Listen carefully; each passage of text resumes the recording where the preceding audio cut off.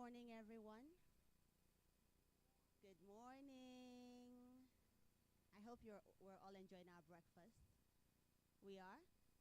Okay, so we're about to get into the business of today.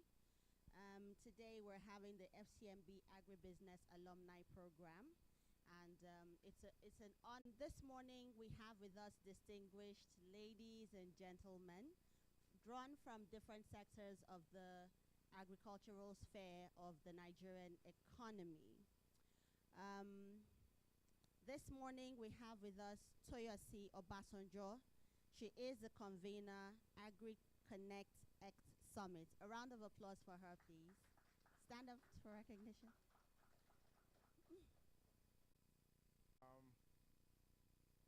Welcome to the inaugural.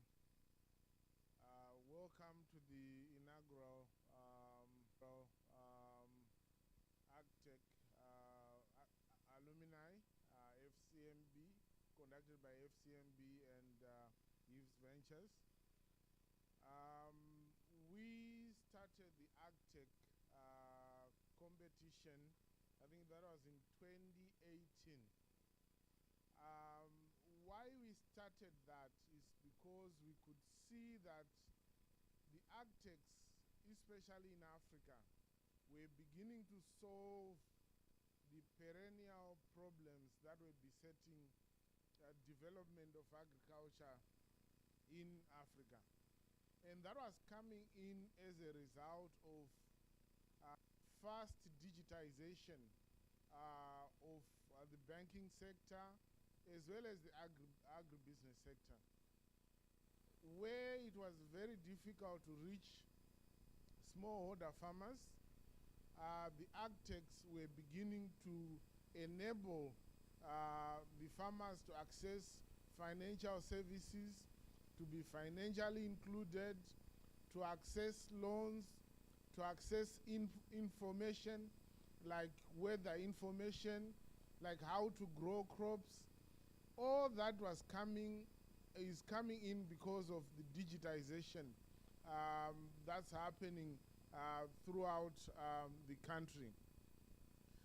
And some of the companies that we have here started as an idea, were presented to us, and we enabled them to access financing, to access some investors who gave them seed capital to launch their programs. We have seen some that have grown phenomenally to become businesses that are banking with us. And for us, we feel it wasn't a lost effort, because now it's translating not only into deposit but also profitability on the part of the bank. We are raising new businesses, new ideas, and this meeting in particular is for us to see how far some of the businesses have gone, what they've done, what they've achieved, and also to help them mingle and meet some venture capitalists, some companies that are interested in investing in these businesses. And we have the likes of IFC here. We have Toyosi, who is also looking at launching a fund that's going to be investing in agribusinesses. I don't know whether AgDevco have joined. Okay. We have AgDevco, which is an ag development company, which is based out of Ghana, and they will also be joining us as part of the companies that are interested in investing in your ventures. And we believe we have some of the AgTechs here who are going to be presenting what they are doing, so that they become more visible to investors out there. Most of them are no longer ideas, but they are businesses that are prepared to launch, that are prepared to grow. So I welcome you all to this inaugural meeting, and we hope we are going to achieve a lot. We are going to see deals being initiated, deals being concluded, and companies being taken to the next level. So thank you very much, and you are all welcome.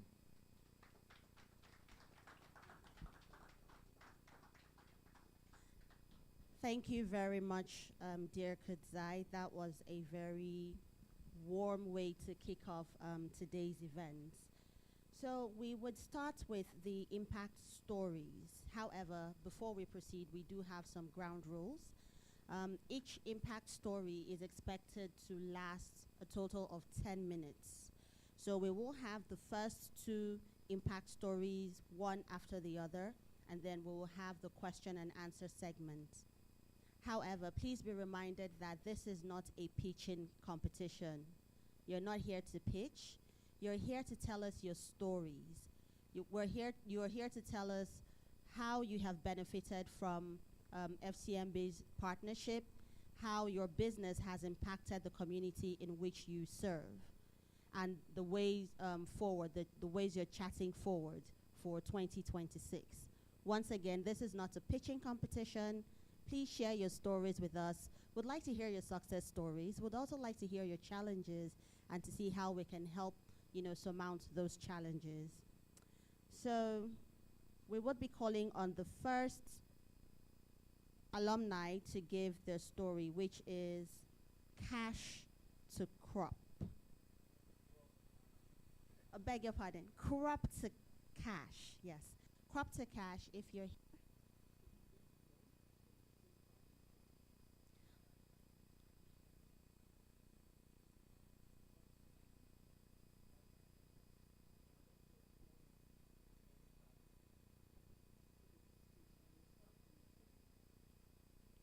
Okay, so we'll start with the 2022 recap video from the AgriTech program. Thank you.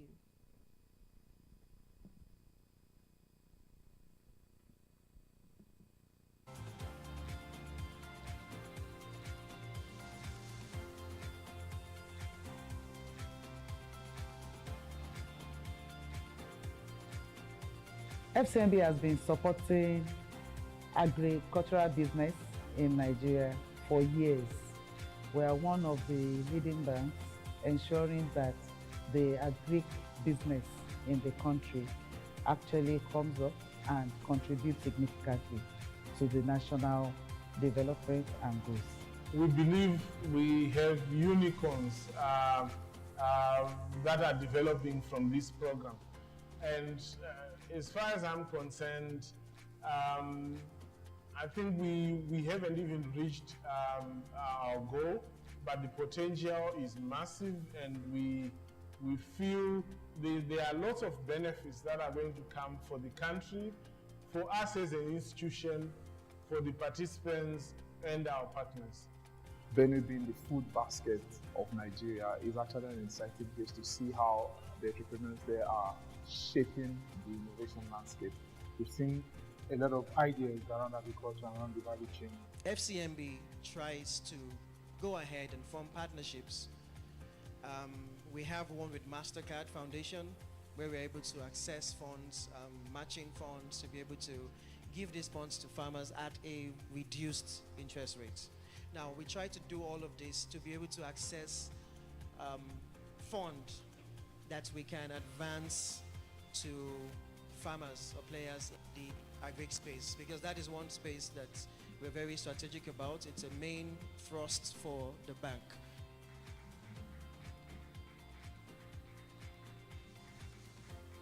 Today is one of my most exciting moments, coming out as the winner of this AgroHack Challenge. I'm grateful for this opportunity given to me by UNDP and FCMB. I want to thank the UNDP, the Benue State Government, FCMB for the opportunity to support our businesses to see it grow. I just won and I am very, very happy. This is huge for us at New Ways Agro. I'm so excited to be one of the few people who have been selected. It's a delight to have supported Agora 2022. We look forward to working with the startups that have emerged from this competition. Our foray into agriculture is a strategic one as a bank, and this is evidenced by the impact we've had over the years, from a book of less than 1% sometime in 2012 to currently somewhere in the region of 12.5% of the bank's total risk portfolio. Our goal was to be able to identify the unique, innovative, and youth-led and driven solutions to these challenges, and through partnership collaboration between the government, the private sector, the social sector, with our partners across the UNDP sector, Benin State government, FCMB, and other strategic partners across the state that have answered the call to action and supported in one way or the other through technical support, through provision of seed investment and mentoring and coaching of these ideas. We're hoping to be able to launch solutions that immediately from ground zero begin to impact positively into the lives of farmers from rural communities, creating or putting Benue State on the map, not just the food basket of the nation, but as a source of addressing food security and also connecting the value chain from production all the way to the table. FCMB. Thank you very much. A round of applause for FCMB and the alumni that have spoken so warmly. So without further ado, I'd like to call on Farm Monitor for their presentation. Please be reminded that you have 10 minutes, and this is not a pitch competition. All right. A round of applause for them. Let's support him. I was going to say that I thought they were clapping for me before she said. No, I don't really need. Okay, not a problem. Okay, so good morning, everybody. My name is Daniel Udeme Joseph, the CEO at Farm Monitor. I really don't need 10 minutes, all right? So I'll try and keep mine short and spare my time for others. So we started Farm Monitor in 2020 during the COVID. Actually, before then, we had a factory, a cottage factory for rice. So we needed raw materials. That's why we got into the field to farm. But when we got into the field, we realized that our farmers were suffering. We had a couple of farmers at the time, so we decided to, rather than spend our money cultivating, at the time we had about 2,000 hectares, we decided to allow our farmers to farm and to support them to farm, because they were covering a lot much more hectares than we were. But the challenge they had was that they didn't actually have the money to do the farming. So that's how Farm Monitor came to support farmers to get their own work done, make more money, and then we take the raw paddies from them for our factory. Eventually, we had to close down the factory because we realized that there was a bigger opportunity in actually supporting the farmers. So this document that was shared here is actually more of a pitch, so I'm not going to rely on it, but I'm going to use it to just speak about what we do. So what we basically do is we support farmers. Farmers, only 6% of farmers in Africa have access to formal credits, so they are not linked to banks. So what we have done with our solution is to build a system that integrates several field level data like soil data, satellite image, weather forecasting, and machine learning model, and other data sets to tell the credibility of the farmer and his farm. So this system helps them to build their credit worthiness. And so for these other farmers that don't have credits, because they are not linked to banks, Farm Monitor actually links them to the banks. That's what we do summarily. Like I said, this is not a pitch, so I'm not going to spend so much time on this. I'm going to rather spend time on some of the things we've been able to do. So currently, we are in partnership with 3 different banks, FCMB being one of them. So our systems are fully integrated with FCMB, Lapo Microfinance, and Alternative Bank. So that means that when our farmers onboard on Farm Monitor and we do their due diligence, and a bank account is automatically opened for them, so and money is sent to them through that wallet system. And this, so far we have actively 15,000, but we have on our pipeline about 350,000 farmers. But for this year, we are taking just a chunk of this 15,000 to support in terms of credit, because credit is expensive.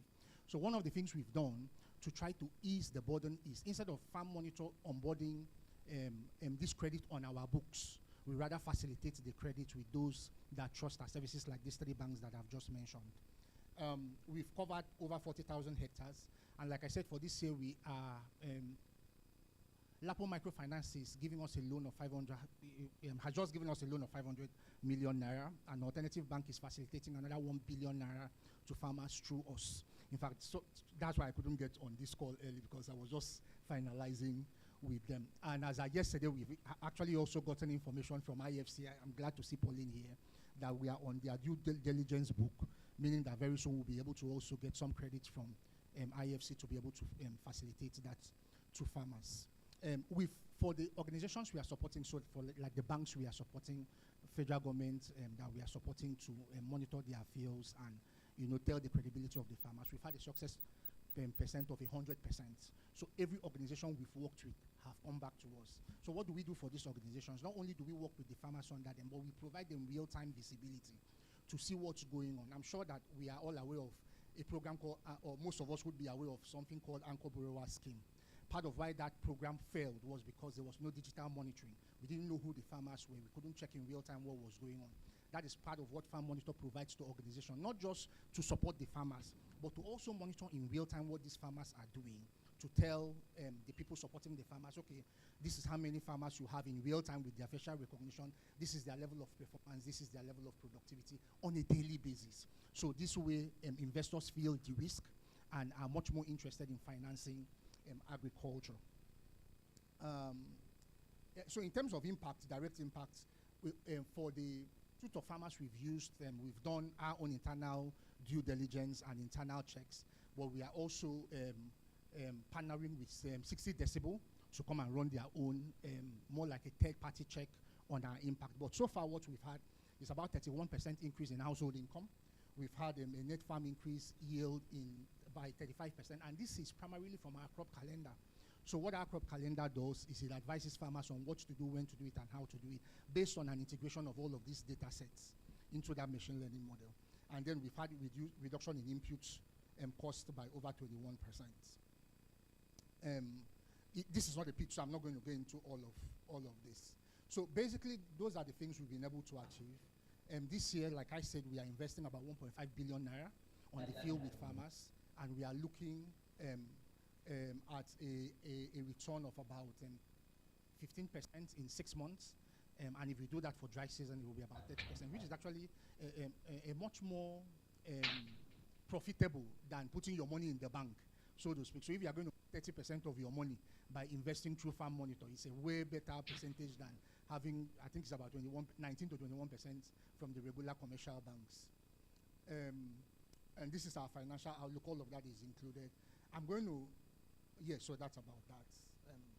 And then, of course, our team. So basically, what we've been able to do is simple.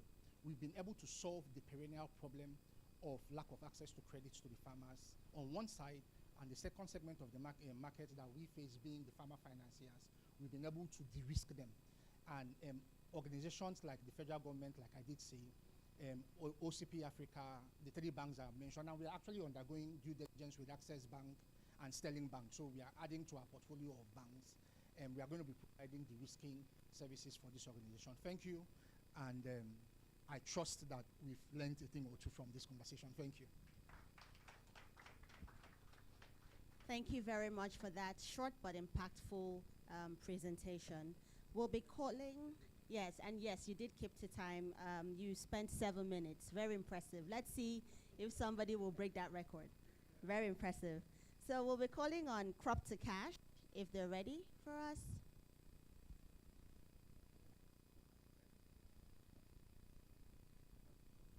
Hello, everyone.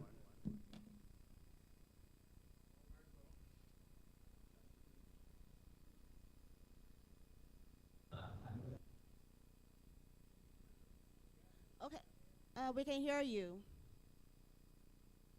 All right, so I think I'm just gonna wait for the presentation to be queued up.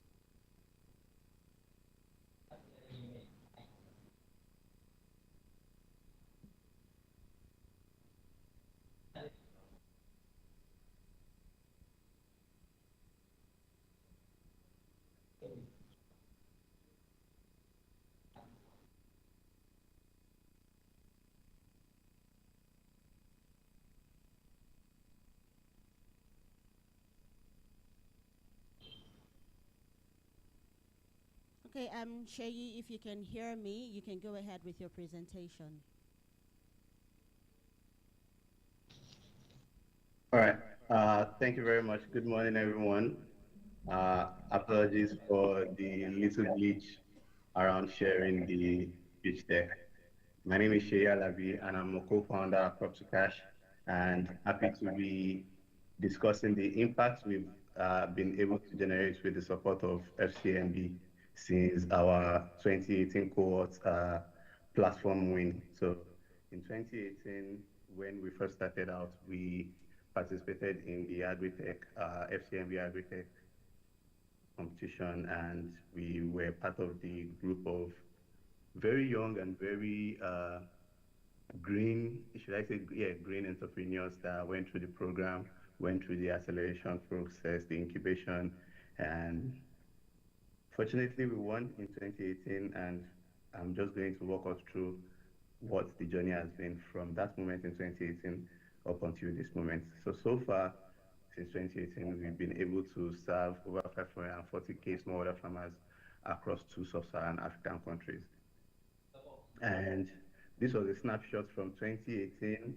That's my co-founder Michael on the podium that day. Michael looks very much different now. So, and this was a picture of the team in 2021, shortly after COVID. And yeah, 2018 we walked into the FCMB inaugural AgriTech pitch with a prototype, a USSD short code, and one conviction. We just wanted to empower smallholder farmers with a digital tool that makes them financially included. And we won. And that win introduced us to our first investor who gave us our first seed check. And from that particular moment, we never skipped a beat.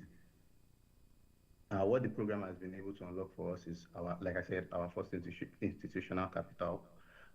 We then had a bank in our corner from inception, which meant we were able to test pilots, also build much more sophisticated products with the support of a financial institution giving us guidance and also making us much more compliant in the long run.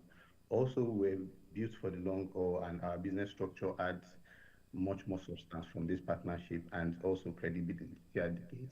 So whenever we're pitching, whenever we're at an event, maybe pitching for a grant, once we mention some of the things we've been able to do with FCMB, it just gives us a lot of credibility, because then they know if an institution, a reputable institution like FCMB can take a bet on you, then you're good to go.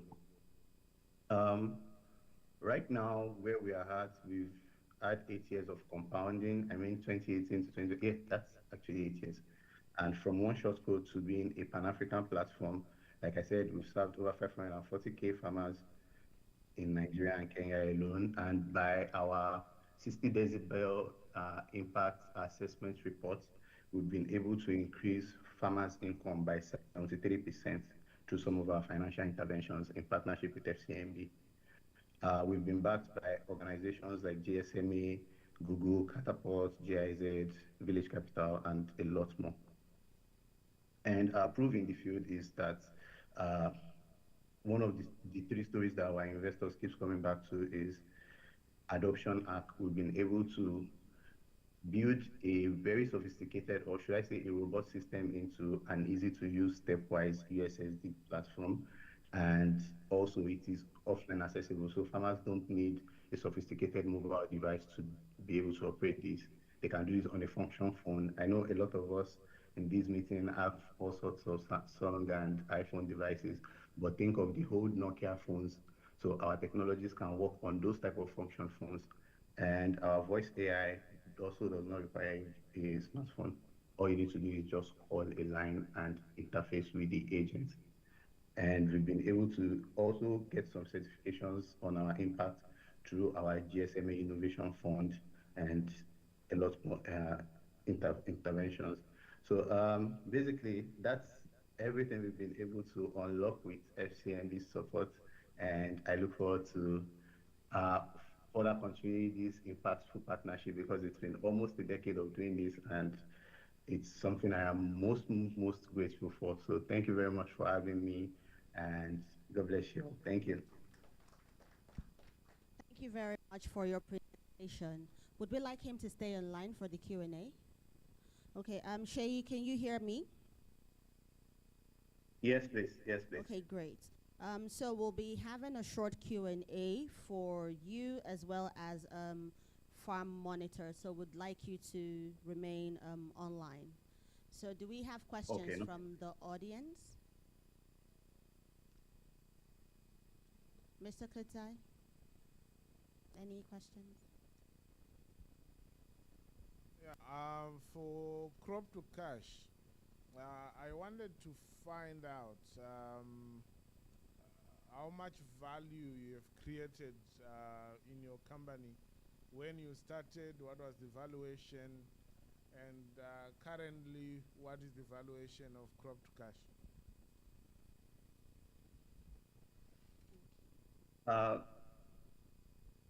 I can answer that right now, yeah? Yes, go ahead.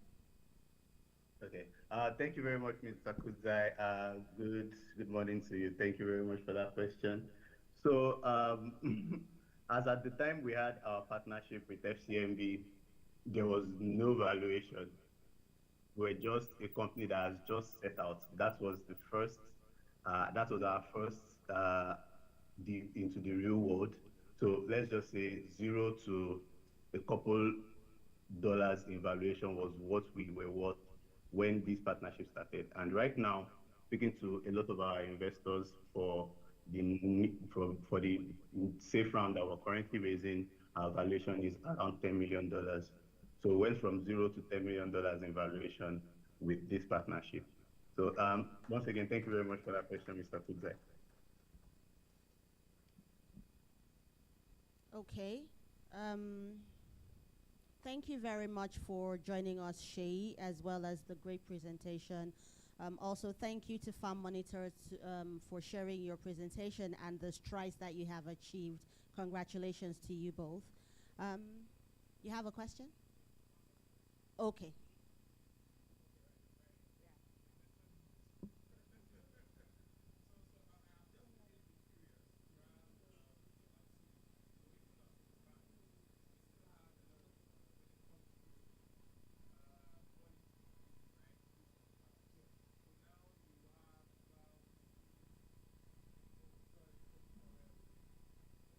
Sorry, I can't hear the question.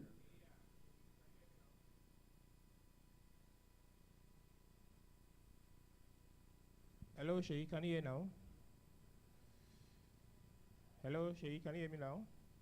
Okay. So, well, Yes, I can hear you. All right. I was going to say the question is for Farm Monitor, though. Okay. No problem, no problem. Yeah. So I just did it to be sure. Yeah. So I was going to ask Farm Monitor, which I think you also it's also a question that relates to what you do. So I'm saying that even as a financial institution with so many years of experience, right? When it comes to boots on ground and monitoring of facilities, when you advance loans to these smallholder farmers, it's a bit challenging. So I just wanted to find out your experience so far. Particularly, yes, we talk about tech. I just want to be able to I want to hear from you guys how tech has really helped you to be able to monitor these facilities maybe closely or, effectively. So I will start with Farm Monitor that is in the room. Then Shay, you might also just add one or two to it. Thank you. Okay, so I think, in my opinion, I think why financial institutions have had a bit of challenge with financing agri and monitoring has been because that's not necessarily your specialty, so to speak. So you don't pay particular attention to certain details. You don't have boots on ground. You have boots in the office, enjoying the AC.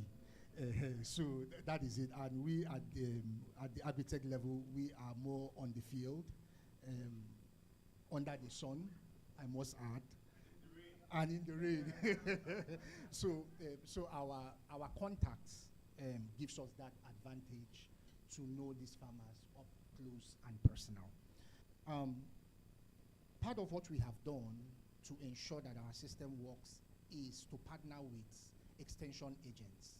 Now, a lot of organizations employ extension agents. We don't employ extension agents. We rather partner with them. So we make their own business more like business as a service. So it's their job to onboard farmers, to grow their network and portfolio of farmers for their sake. Because the more farmers they onboard and serve, the more they earn. So even though we give them stipends, bike and all of those things to facilitate, that is not their main earning. Their main earning is in the commissions they get from engaging with the farmer. So it's more like a network effect kind of thing. So you have, but the minimum is 200 hectares. So we also count in hectares, not just the number of farmers, because the bills we are paying is in hectares, not the number of farmers. And it's a bit difficult to bill when you go farmers, because some farmers have 1 hectare and others have 200 hectares. So if you are measuring per farmer, you have that challenge. It's better to just stay on per hectare, on hectare basis, where it's a lot much more measurable. So why we are able to succeed where the banks or where the financial institutions struggle is because, like I said, so we have that direct contact with the farmers through the extension agent partners, and we are able to facilitate a lot much more engagement with the farmers. I have always thought that it is not that we don't have data. It is that data is in the heads of the extension agents. They have really not been writing this data down.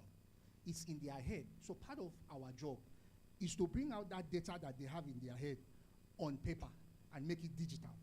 That is when it becomes assets. But this data actually exists. They've been working with these farmers on projects for years, some 20 years. So this data does exist, but it just doesn't exist in a digital manner or in a paper manner. It just exists in the head of this extension. So for instance, part of what we do with the extension is 100% responsible for the credits that he approves for the farmer. We do our own due diligence. Of course, there is the guarantors form, which your village head or your imam or your pastor and the civil servants with grade level above 10 will provide. Those are basic criteria for our due diligence. However, we still insist that the extension do all of this and still provide us their own, because it is through them that we know farmers. So this is how we do that. Digitally, what we have also done is to geofence the extension to their areas of coverage. So what part of the thing Farm Monitor does as an audit, outside the farm audit, is we do farm boundary audits digitally. So if two farmers have farms overlapping, our system is able to flag that these coordinates are overlapping. Because if coordinates are overlapping and you're funding the two farmers, you're funding the same piece of land for two people. So our system does that. We also do a geofencing where an extension cannot give us data outside his area of coverage. So you cannot stay in your house and give us information. We will know. You have to be on the field, off or online, and the system will be able to detect that. So those are some of the things technology is able to help us do, which the banks may not be able to go into all of those minute details to find out, because these are the things that spell success. These little details is actually what makes this thing stand a chance. Outside these little details of monitoring, of tracking, of ensuring that you follow the thing daily, it might be a lot more. When you give somebody money, you have to look, even though it becomes story. Thank you. Thank you very much, Farm Monitor. Sheyi, I'm sure you killed it. Or do you want to add a line or two? Yes, please. Thank you very much. So, thank you very much for answering that question on my behalf. So, every single thing he said was spot on. Working with farmers is a very unique situation. So, I'm going to speak apart from the technology. Yes, we understand that, and also I would like to say something in defense of our financial partners, because when it comes to managing agribusinesses, they do a lot. It's different for them because now they have to interact with farmers, they have to interact with agro dealers, they have to interact with agro processors. They basically exist in every point in the value chain. So they might not necessarily be in the best capacity to perform a lot of these monitoring and evaluation procedures that we do with geo-coordinate fencing and also mapping and all of that. But then what we can do is make it easier for them by making, should I say, connecting with their backend, their technological backend on our own, and also maybe alerting them in certain situations. But on our part, apart from just using technology, we also realize there are certain human factors that cannot be ignored in a mostly informal sector like agriculture. Because one thing I always tell people is we're trying to formalize a very informal sector. It's like trying to bring order into a very chaotic system. So sometimes you have to understand the human aspects. Like the financial orientation aspect is not something that we can easily overlook. We sometimes send communication to farmers subsequently just to avoid stories that touch, like you said. We send communication to them instructing them about the particular facility that they're enjoying. Maybe it's a loan, maybe it's a loan that they have to pay at the end of the month. Sometimes you have to send them notifications like 3 or 4 times, such that ignorance does not come in as a tangible excuse. Apart from that, to uh, use of funds, education on use of funds, also good agricultural practices, just things that ensure that they can remain resilient while at the same time being able to enjoy some of the value that we are proposing. So they basically come in hand in hand. And like I said, a lot of investment and should I say energy goes into orientation of these farmers.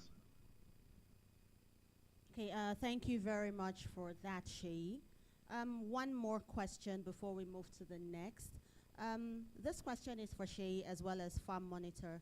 I see that both parties have spoken extensively on technology, how they're using technology, geofencing, and the likes. Shay also mentioned communication, that from time to time you send out communication to your farmers. Now, we are aware that agriculture accounts for approximately 24% of Nigeria's GDP. Now, my question boils down to the challenges that I think every alumni in this room faces in terms of not being able to access your certain products at certain times of the year due to banditry, terrorism, and all that. What measures have you put in place to ensure that your businesses and those farmers continue to exist despite these challenges? Chei, I'd like you to start. All right, thank you very much for that question. Very interesting, because sometimes when it comes to matters of national security and everything, because I'm not an expert in that field, I tend to shy away from these questions, but I'm definitely gonna answer this. So for us, it's very interesting because we cannot ignore the food belt of the country just because of some of these things. Uh, just if you mention just to someone outside Nigeria, they basically believe everybody is getting shot every minute in just. Rightfully so, because we're in this part of the world where bad news travels more than any other type of news. So when people look up Nigeria, like I had a colleague from Kenya. He was supposed to perform a research study, and the best place to perform that research study based on the methodology and everything was Kaduna State. So I recommended Kaduna State, and while he was applying for his visa, he sent me the state security alert that Kaduna State is considered a red zone and nobody should go there. I was still in Kaduna State in January. Yes, it is risks that we sometimes take upon, but then sometimes knowledge of some of these terrains too really helps. So in certain situations, we've been able to also do warehouse mapping, whereby one warehouse can easily serve multiple areas. So you don't necessarily have to move at every point in time. You can always use security agencies to facilitate some of your movements, and also being compliant also really matters. I cannot move the way I move in Lagos in a place like Jos or a place like Kaduna where I don't even speak the language. So sometimes it is always it's something that we need to do. It's what needs to be done. So we cannot say, oh, security is an excuse for me not to be able to uh, should I say, put out this value that I'm supposed to create with my business. And also, like I said, these are very important regions that you cannot ignore when it comes to the agricultural sector in Nigeria. So it's a risk, but it's a risk that is worth taking in my case. And that is what we've always been doing.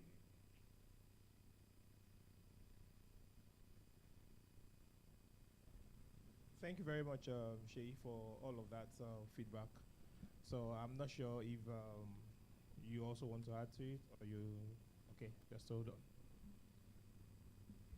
Okay, so I just want to, what we have done particularly at Farm Monitor, so when you open the Farm Monitor app on Play Store, one of the features you see on the app is the security button. So the idea of the security button is very simple. So we operate, our operational base is Bida, Niger State. And part of what we've done is to connect our app to the police stations around. And so if you press that button, you will have some response. How long that response will take is not in our power.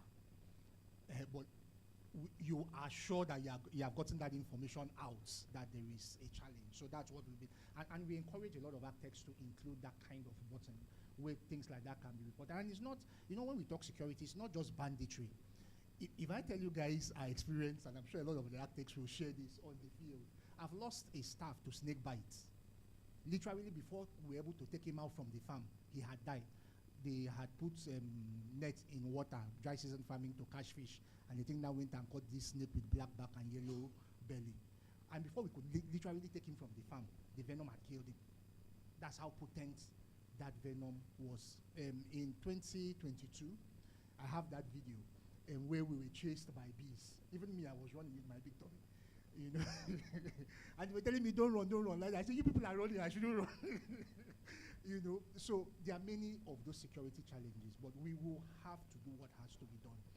Every time I make a trip to the field, which I do every other 2 weeks, my wife really complains because we are in areas that are conflict prone.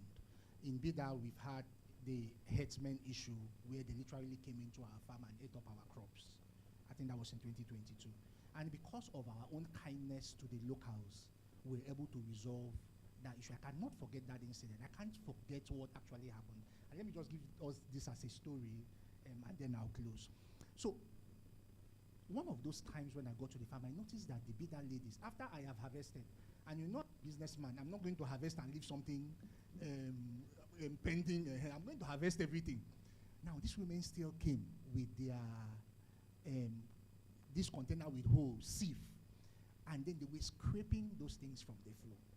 I mean, they were literally scraping sand with rice paddy that you could literally count. That was what they were living on. And of course, out of compassion, I started supporting them. In fact, those are some of the things that drove us to doing some of the things we are doing. I started supporting them.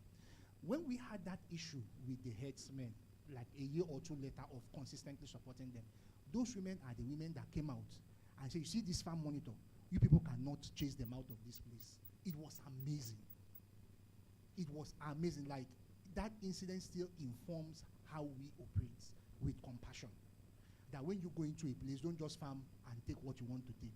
Let the locals feel your presence. So, well, to solve security, I can also say compassion helps by my experience. That if you actually support the locals, they will look out for you too when it's time to look out for you. Thank you. Thank you very much, Sheyi and Daniel. That was well put together. So would like to have the next set of presentations. We'll be starting with Farm Slate. Please be reminded that you have 10 minutes for your presentation. Thank you.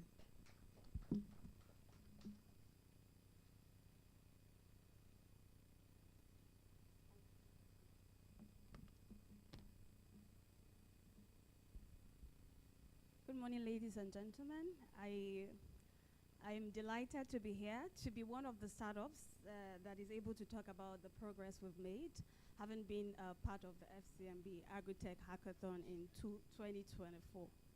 Please, am I here? Yeah, so first, I'll talk about what we do as a startup. At FarmSlate, we are building the data infrastructure that allows farmers to be visible, to be financeable and scalable. There are always data that talks about how 80% of the food consumed across Africa are produced by over 30 million smallholder farmers, all of these things, but 94% of those farmers do not have access to finance or structured finance that could help them scale their cultivation.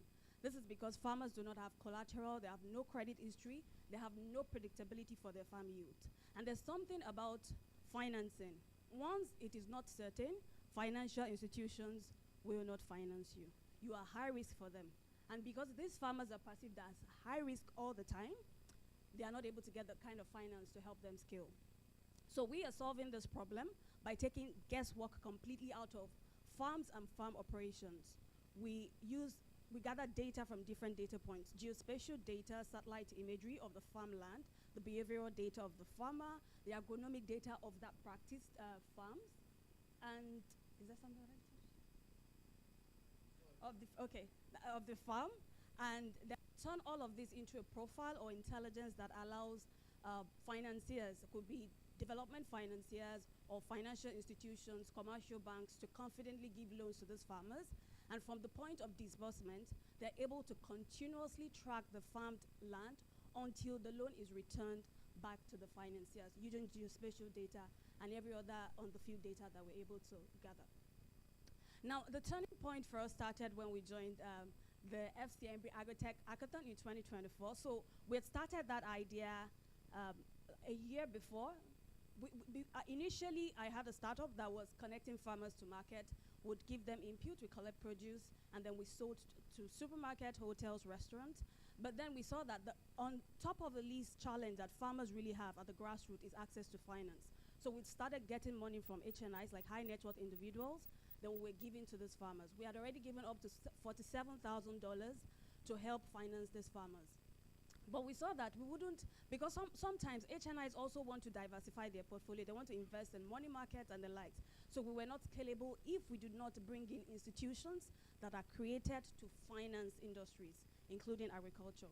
And so at that time, we were just using sheets, pen and paper, to Excel sheets to give loans to farmers. But then technologies were the way to go. So we had that idea, and then we got into this hackathon with just an idea. And I remember we were doing everything digitally. I mean, it was so chaotic. People walked up till, I think I submitted at 1 a.m. because it was very intense, and also it was very helpful because they were not seeing it like an hackathon that people would just bring your ideas. They were also training us on what to do, how to validate your market, and whatever you're building as whatever solution you're submitting should be relevant to the challenge that you want to solve. And fortunately, we won. So we're part of the winners, and that allowed us to build that credibility to say one very important thing: your solution is valid.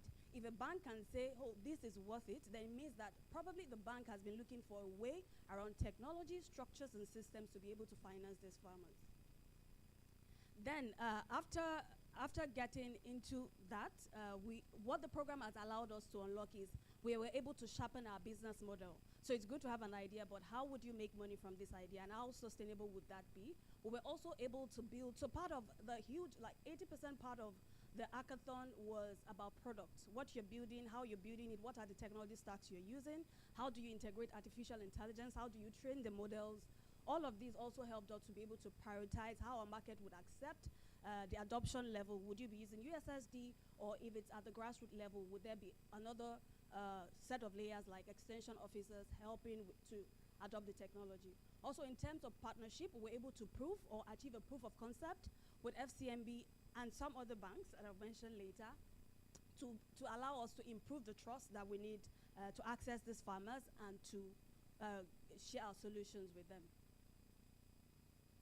Then what changed for us was we came in, I would say that we have validated an idea, but to be honest, we came in as an idea. For us, our product was highly fragmented at that time, was only validated, but right now we're being able to build a product that is mapping and is monitoring farms, and we're also validation ready. That is, we've moved past being an idea stage. Also, our business model are fine-tuned. There were questions that happened through another part of this hackathon, which is because we got a validation call with FCMB, then we moved to partnership stage with FCMB. So beyond just, oh, you were part of this program, during those validation calls, it was a partnership call, but it felt more like a baby. Like FCMB, the agribusiness unit, were carrying us like their own baby. Like, you are our idea. Your success is a success. You just have to succeed, whatever it is. And we have to be at the front line of making sure that you do that. So the fact that they saw it like it's their business, I told myself that whatever Farm Slate becomes in the future, FCMB will always get their flowers, because the agribusiness team were just, they were thank you. Thank you. They were championing us on as we continue to build. We got to ask, to even understand the realities of how these things work within financial institutions, directly partnering with FCMB. Also, we're able to increase our network. So because we had that validation and that progress of partnership with FCMB, we then moved with Sterling Bank, with Bank of Agriculture, and some other banks, including Leadway, that reached out to us because they knew that we were at the POC stage with some of the banks, so they wanted to be an insurance partner for our platform. So what's the traction like for us? We have additionally verified over 305 farmers and created a field level IDs for them. And we have been able to record some of the historical data that we gathered from our geospatial service. We've also been able to map polygons of over 510 hectares and captured the monitoring that needs for this farmland to make them visible pre-assessment for loans and post-assessment after disbursement. We have unlocked additional $43,000 in loans to these farmers that are being mapped and being monitored, and we have validated our concept with 8 banks and 2 insurance companies. When it comes to institutional partnership, we have been able to secure a license with National Data Protection Commission as a major data processor, ultra high level, and also with NASRIDA. NASRIDA is the National Space Research Development Agency of Nigeria. We're also one of the cohorts for Antler. Antler is a VC firm for early stage startup, and BFA Global, which has a program called Catalyst Fund that is majorly for climate tech startups. We also got partnership with Commonwealth Commission as one of the startups that represented climate-informed or impact projects across Africa, and EFA International, which is very much focused on agricultural development across the continent. So what is the next thing for us? We are looking at scaling with partnership. How do we get institutional scale that allows us to increase the number of impact with farmers, with the hectares that are farmed for nutritious food, and also with how these things turn into an economic development continentally. We're also looking at bundling our finance and bringing insurance into part of the scheme. Most of the time, we talk about finance and we exempt insurance. And I think what makes financiers, especially structured financiers, to have that confidence is one important layer of insurance that can help us to really scale the solution that works with agri-fintech. And also improving our product, gathering as much data as possible for different geopolitical zones, different regions, to be able to train our AI model, and also making sure that we have that support, give the support that farmers truly need. Thank you very much. Appreciate once again. Thank you very much for your presentation. Please get ready for your Q&A. Yes, right now we have AgroAssist. A round of applause for AgroAssist, please. While AgroAssist is coming up, I have the utmost pleasure of introducing our Executive Director, Corporate Service and Services Management, Ms. Felicia Obozoa. You're welcome, ma'am.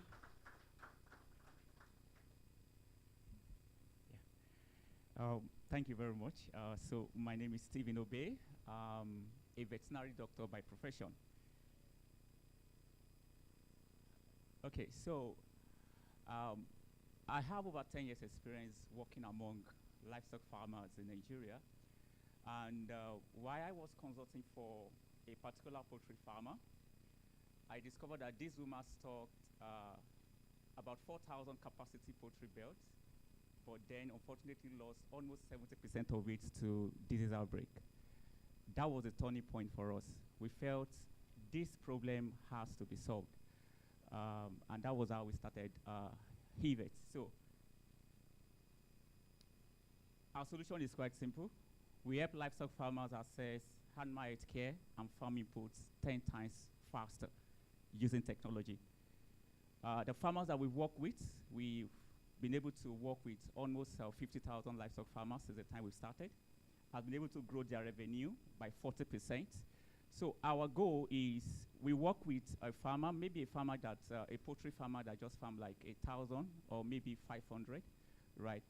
At the end of us working with them for like 1 or 2 years, we discovered that they've been able to grow their poultry farm from just 500 to 1,000, from 1,000 to 2,000, from 2,000 to 3,000. So what we've been able to unlock for these poultry farmers is increase in the number of poultry birds they are raising, increase in the number of revenues they are generating at the end of the day. And we've also been able to unlock over 5 million extra income for farmers and vet extension agents working with us. So I'm not going to talk much about, okay, our solutions is digitally kind of enabled, but I just want to talk more on how FCMB AgriTech actually imparted us. So we were at the stage of, so what we were doing before we got into the hackathon, that was in 2024, was our solution was highly kind of fragmented. We didn't really know what we were about to do. We didn't know the next phase of things that we should do as a company. And then we entered into AgriTech Hackathon. I could remember the mentorship was super, super insightful and amazing for us. They helped us refine our business model, help us refine our technology. AgroSys, I know you mentioned AgroSys, that's actually our digital product. So they help us refine our digital product to be more scalable, right? And before we entered into AgriTech, we were more like just mobile application. But the adoption level among farmers was quite low. So entering the AgriTech hackathon really helped us open our minds to see how do we bring our solutions to meet the farmers where they are, not where we want them to be, right? We know mobile applications is quite, very good. The story is quite amazing. But then we started developing a call center powered by AI, which can work with smartphones. So a farmer, wherever they may be, maybe somewhere in Dawakintofa in Kano, somewhere in the remote areas, who need vet advice and can just dial a toll-free number, and then powered by AI is able to provide recommendations to the farmers on the go, and then in complex cases, kind of route the farmers to a nearby vet extension agent that is needed. We also have a USSD code where farmers can easily buy farm inputs on our platform and have their farm input delivered to them through our network of distribution center. So this is actually quite amazing. Please, can you just help me put a round of applause to AgriTech Hackathon, because they gave us that clarity, believe me. So we were able to really, refine our business model, AgroSys, and then refine it to an offline first kind of model for farmers. And the adoption level has been quite amazing. Before we entered the hackathon, we were serving just average like 10,000 farmers. But after this, we've actually grown. And of course, we got funding. We eventually won, got funding for our working capital. We also were at the crossroad because we run a 5 digital model, right? So we have a digital platform, and then we have network of physical outlets where farmers can just walk in, more like vet distribution centers, right? Where farmers can walk in and get their farm inputs. We were running low at stock at that time. And then when we were running, the money actually helped us to stock up our vet centers to really serve these farmers more effectively.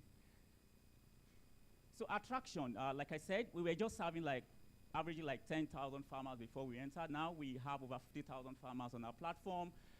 Our vet consultations has increased from just around 10,000, 15,000 to 60,000 vet consultations because our solution is now offline. So farmers can call in, hey, my birds are sick, my fish are not healthy, my cattle are sick, and empowered by AI can really get those recommendations. Before we entered the AgriTech hackathon, we were just 5 employees. Now this thing has increased to 12 employees. We've distributed over 50,000 farm inputs. Before we entered the hackathon as well, we just have 1 distribution centers in Lagos. Now we've been able to open another one in Ogun State, powering farmers, distributing vaccines, drugs, and feed for farmers in Ogun State. And then we've created over 200 jobs among vet extension. Actually, I didn't talk about our extension model. We also have network of extension agents using our platform to reach farmers. So here is just our vet distribution centers. So it gives these farmers offline support to access training, farming, food, vaccines, and treatment. We have two presently, and we are presently also launching another one in Kano. So we launched in Kano, that was last year, and this is just a place we train extension agents, we onboard them, and FCMB was part of the people that we also invited them, thanks to the agribusiness unit. They came and then they supported us to really help these farmers. Yeah, I'm just going to play a video. I don't know if it's...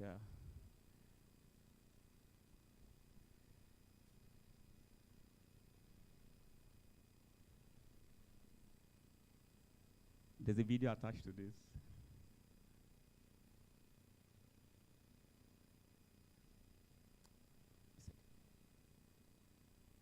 Okay. All right, so this is what we're looking to fundraise. Thank you. Maybe the video can be played. I really appreciate that. Yeah, thank you. All right, awesome.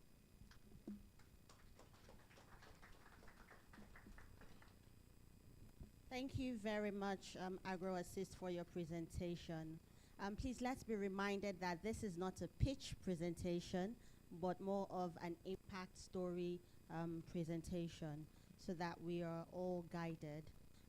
Right about now, would we be playing AgroAssist's video? Damilare, would the video be coming up now?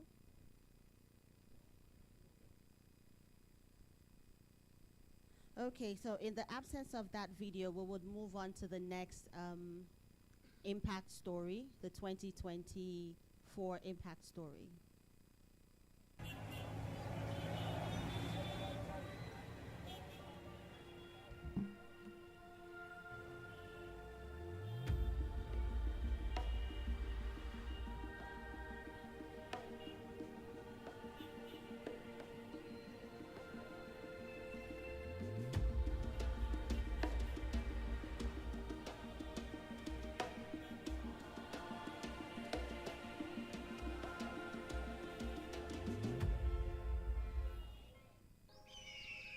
Nigeria, a land rich in resources and home to some of the most resilient people on earth, faces mounting challenges in one of its oldest and most vital sectors, agriculture.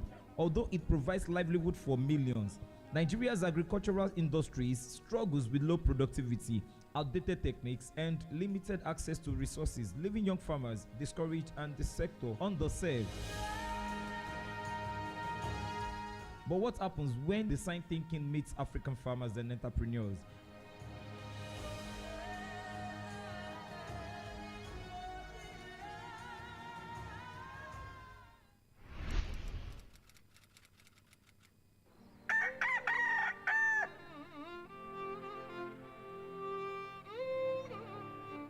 The journey began with an initial visit to the largest farm settlement in southwest Nigeria, and the second visit to one of the most successful agri-processor in the same region, where we organized an immersive experience to connect with the local farmers and other agricultural value chain players. Guided by the design thinking principles of empathize and define, we sought to understand the real challenges farmers face on the ground.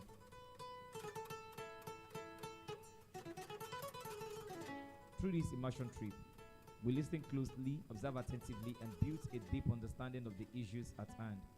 We then consolidated these findings into a primary and secondary research report, capturing insights that will serve as a well of inspiration ahead of the hackathon. From this immersive experience, 10 thematic problem statements were distilled, each highlighting key barriers to agricultural success in Nigeria, ranging from access to finance, efficient crop management, and reliable market access.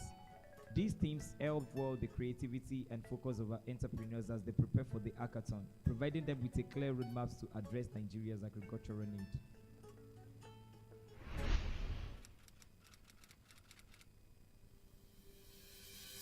With the problem well defined, it was time to ideate with the invaluable support of FCMB and FFO. We organized a 48-hour hackathon, bringing together some of the brightest young minds in Nigeria to craft solutions for the agricultural sector. For 2 days, over 20 innovation hubs and co-working spaces across Nigeria opened their doors, offering seats for these passionate hackers. Ideas flowed, prototypes were built, and young entrepreneurs were driven to push boundaries and envision solutions that could change the future of agriculture.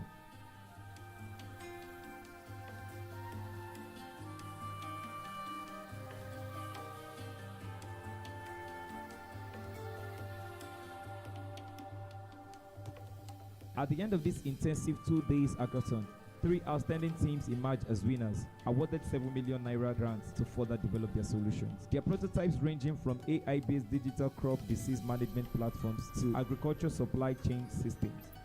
They hold the promise of empowering farmers, increasing productivity, and unlocking sustainable growth.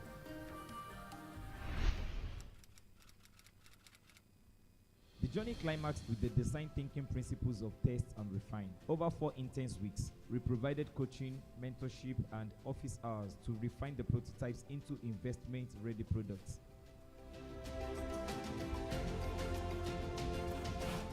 With the ongoing support of FCMB and FMO, these entrepreneurs were guided on product refinement, pitching, and market strategies, as they tested their products with their customers and iterated based on their feedback. Their solutions grew stronger and more tailored to the unique needs of agricultural sector in Nigeria. With each iteration, they grew closer to launching investment-ready products, ready to bring real change solutions that could impact not only their community, but agriculture across Nigeria and beyond.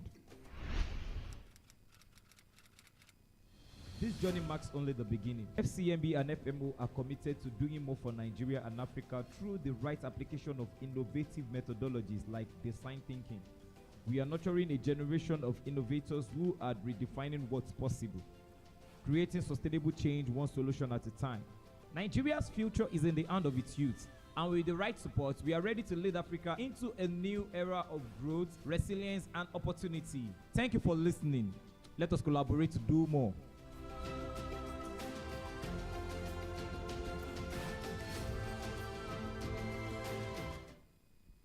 Thank you very much for that video. Would like to have a quick Q&A for FarmSlade and AgroSist. So do we have questions for the two of them?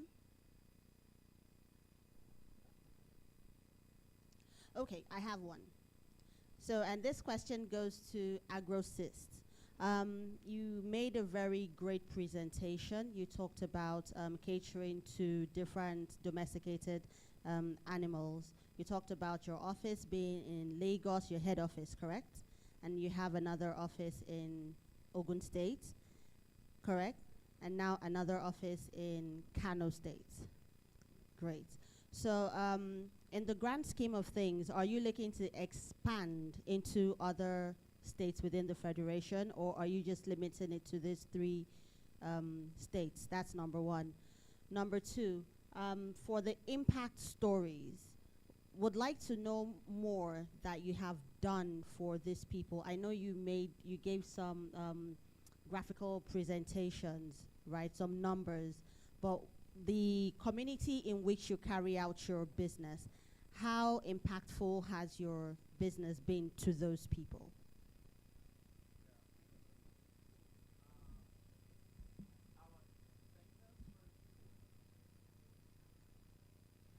All right, thank you very much. So our centers in Lagos is not really more of an office space. It's a model vet distribution centers.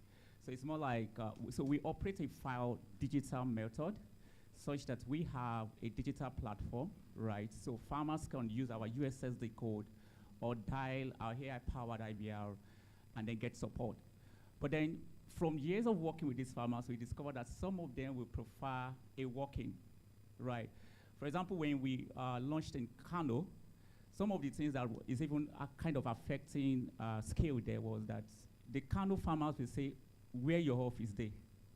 You know, okay, I dial USSD code, good. I get my vaccines, I get my DO shakes, I get whatever, but I would like to see you.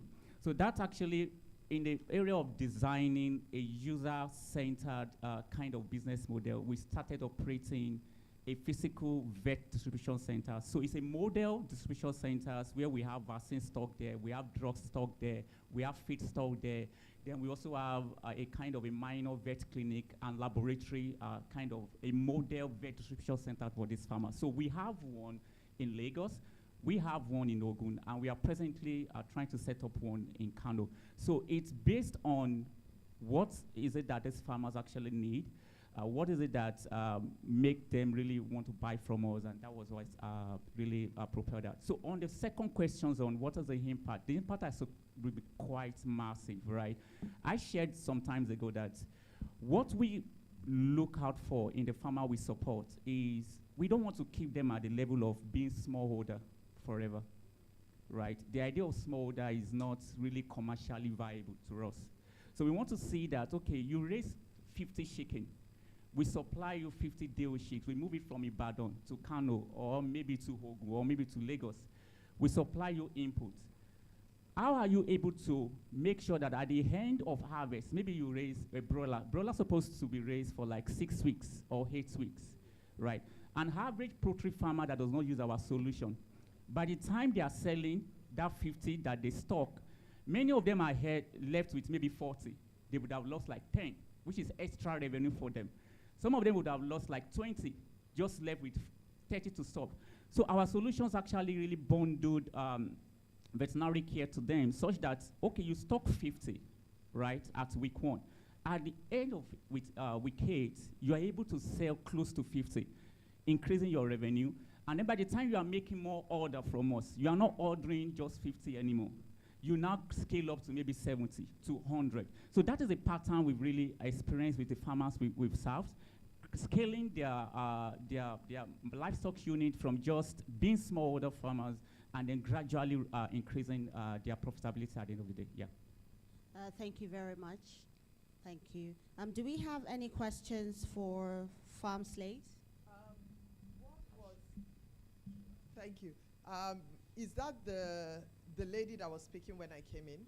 Yes, that's Farm Slate. Okay, well done.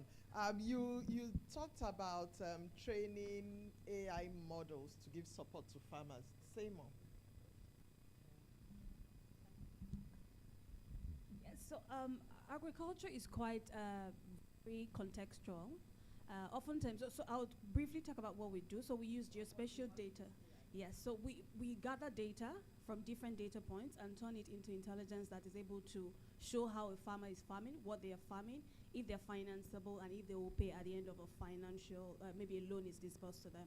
And we use geospatial data. Now, geospatial means we are gathering data for a specific region, a particular place at a particular time, which makes it very contextual. So the same data that we are using to predict how the yield would be in Kaduna is not the same we'd use for Oyo or Ibarapa local governments.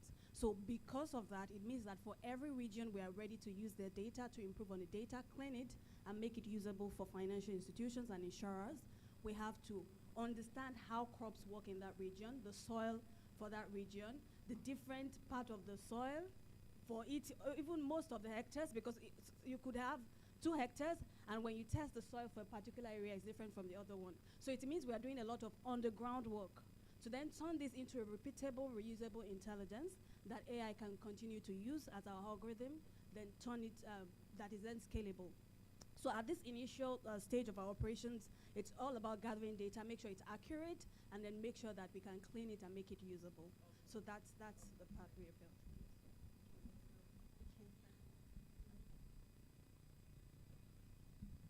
Okay, thank you. So I think I also have a question for Farm Slate. I think in your deck, you showed a lot of, let's say, investors and all sorts of, investments that you've tried to get. So generally, what has been your experience with the various? I know we've been having some conversations around how FCMB can help you with a proof of concept, but I know that yes, it's still early stage. So I just wanted to hear from you what the experience has been in the last about 12 months now, shopping for finance.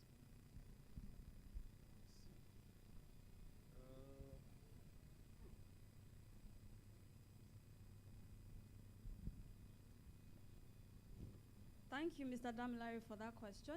I think it's very relevant because agriculture for investors, especially commercial investors, VC firms, they still do not have that level of confidence in agriculture because they are not also, there's a lot of things that is hidden. It's better to us. So when we introduce ourselves, we say, been in agriculture for 15 years, 16 years, 10 years, we understand it. But they do not understand it. They want to see the numbers. They want it to make sense. And they want to see that it's scalable. It could be also in Kenya, in Rwanda, and it's the same growing model. What our experience has been is we know there is a sign that this business is scalable, but we always have the hurdle of, for example, that adoption. So what would adoption be at the grassroots? The hurdle of, oh, well, if you're making 10 naira per, let's say our business model is saying that revenue per user is 10 naira, just an example, and then 10 naira, the cost on the ground is like 7 naira. You would not be able to turn 10x in the next 5-10 years that my limited partners want. So all those things are part of the limitations that we are facing. But I've always realized that when there's developmental support within the industry, we're able to even show a proof of this can grow. And because at the initial stage, we have to do a lot of spending, a lot of that gathering on the groundwork. Over time, this translate into 100%, 200%, even in markup or revenue growth, if we have done the earlier work. So for our experiences with this conversations that we've had with Mr. Damilare and his team, because we circled around these VC firms, especially when we were in the programs, and how we just need to like do some things that shows that technology in agriculture is valid enough for investment. And then I believe that in the nearest future, we will be like the oil in Africa. We'll be that fintech that VC want to really call and talk about, because beyond just growing the numbers, we are growing food. We are changing lives. We are really touching lives. What really drives me is when I see a farmer and say, so they call me, for example, they call us the super. So because that's how we started. Oh, the super, because of you, I was able to send Bumi to school. Do you know what that means? That is the level of impact we are trying to create. That's what really should continue to drive us until we get to that point. Yeah. Okay, thank you very much. Mr. Kudzai? Yeah, so my question is to AgroSist. I see your solution is quite scalable, and I think it's needed throughout Africa, really. What plans do you have to scale it in Nigeria and also scale it in Africa, and probably use the language, different languages in Africa to be applicable to your solution?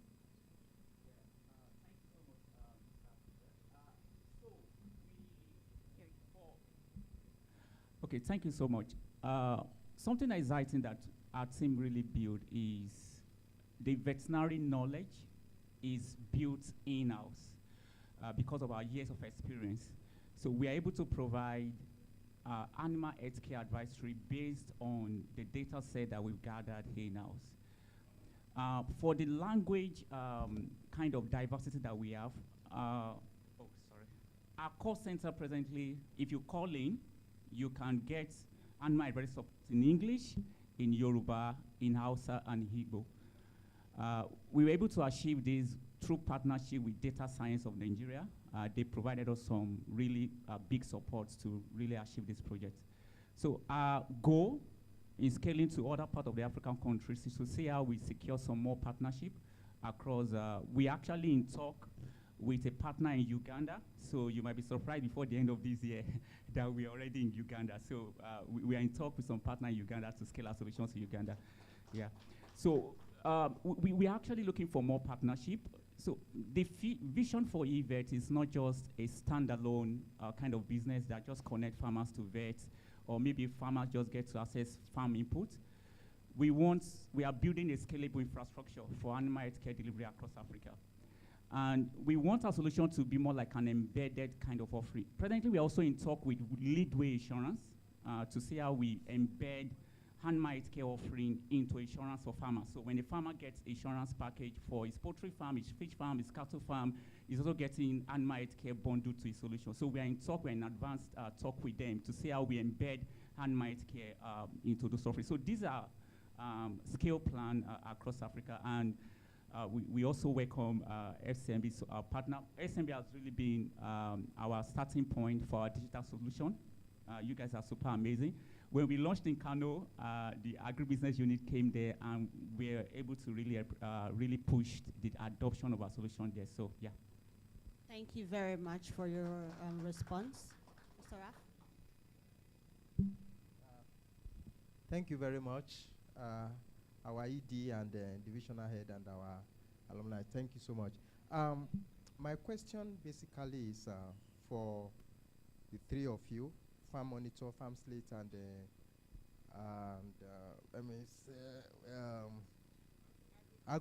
AgroSist. Looking at your journey so far, where you started from and where you are now, what will you say is the most important impact your being in the agribusiness space has been able to achieve? What difference will you say you have been able to achieve in the agribusiness space? Thank you very much. And the question is for the three of you.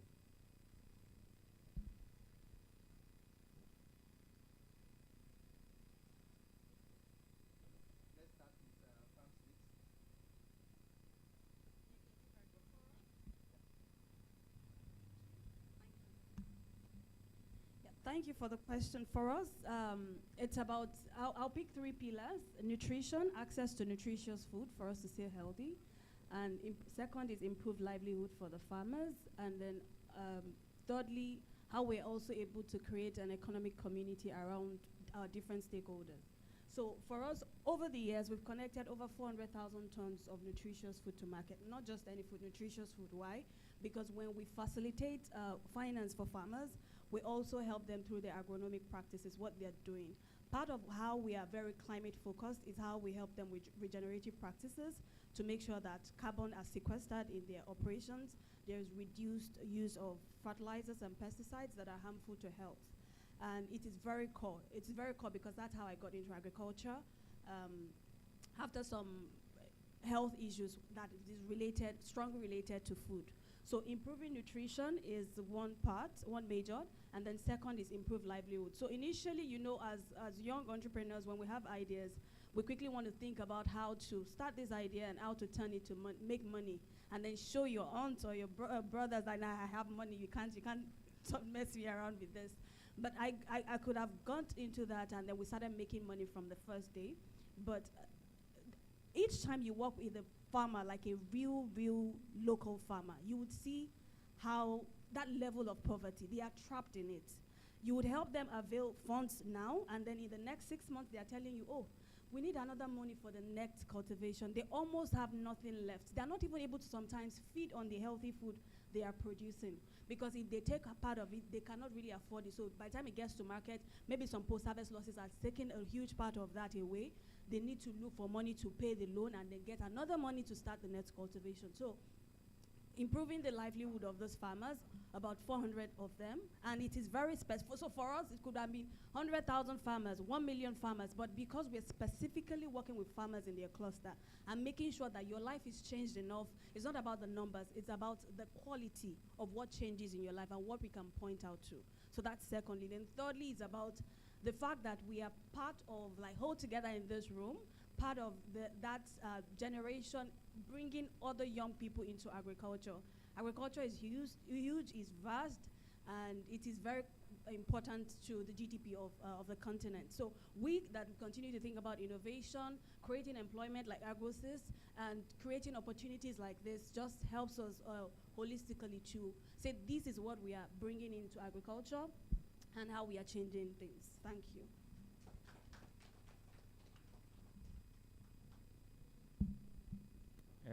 Thank you so much, Ife, for really doing justice to that. I'm just going to add to what she said.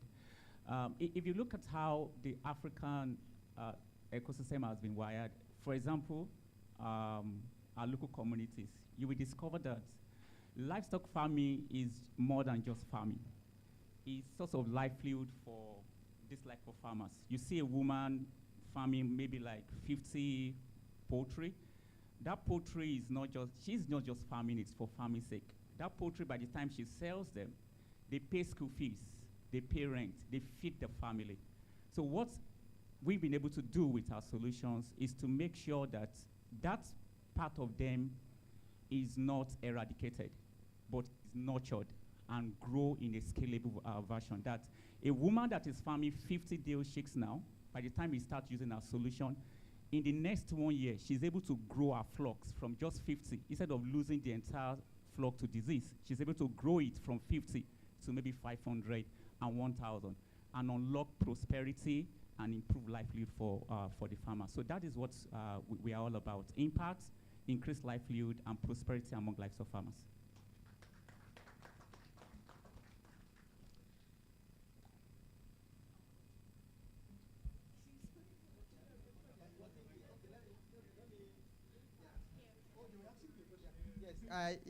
I directed a question to the three of it. You weren't on seat.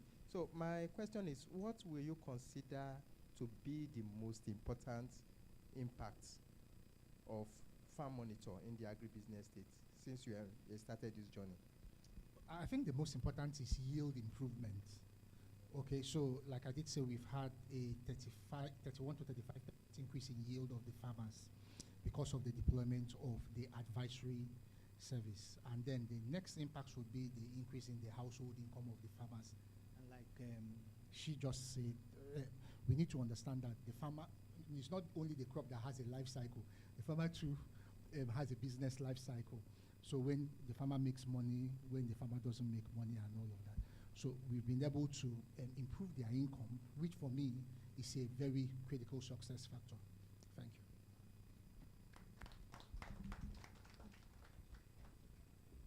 Thank you everyone thank you for your contributions, AgroSys, Farm Monitor, and Crop to Cash, everyone that has made their presentations so far. One thing that is so common from your presentations is the desire for innovation. And innovation forms part of our core values at FCMB, which I believe our ED will speak to in her closing remarks, because I know she's very big on innovation. The advent of technology has also given credence to the job you do, and we're most grateful for the lives that you have impacted and how you're trying or ensuring to make sure that there's always food in Nigeria. We don't have to experience famine of any sort. So our next presentation is from AquaSense. Is AquaSense in the house? A round of applause for AquaSense, please.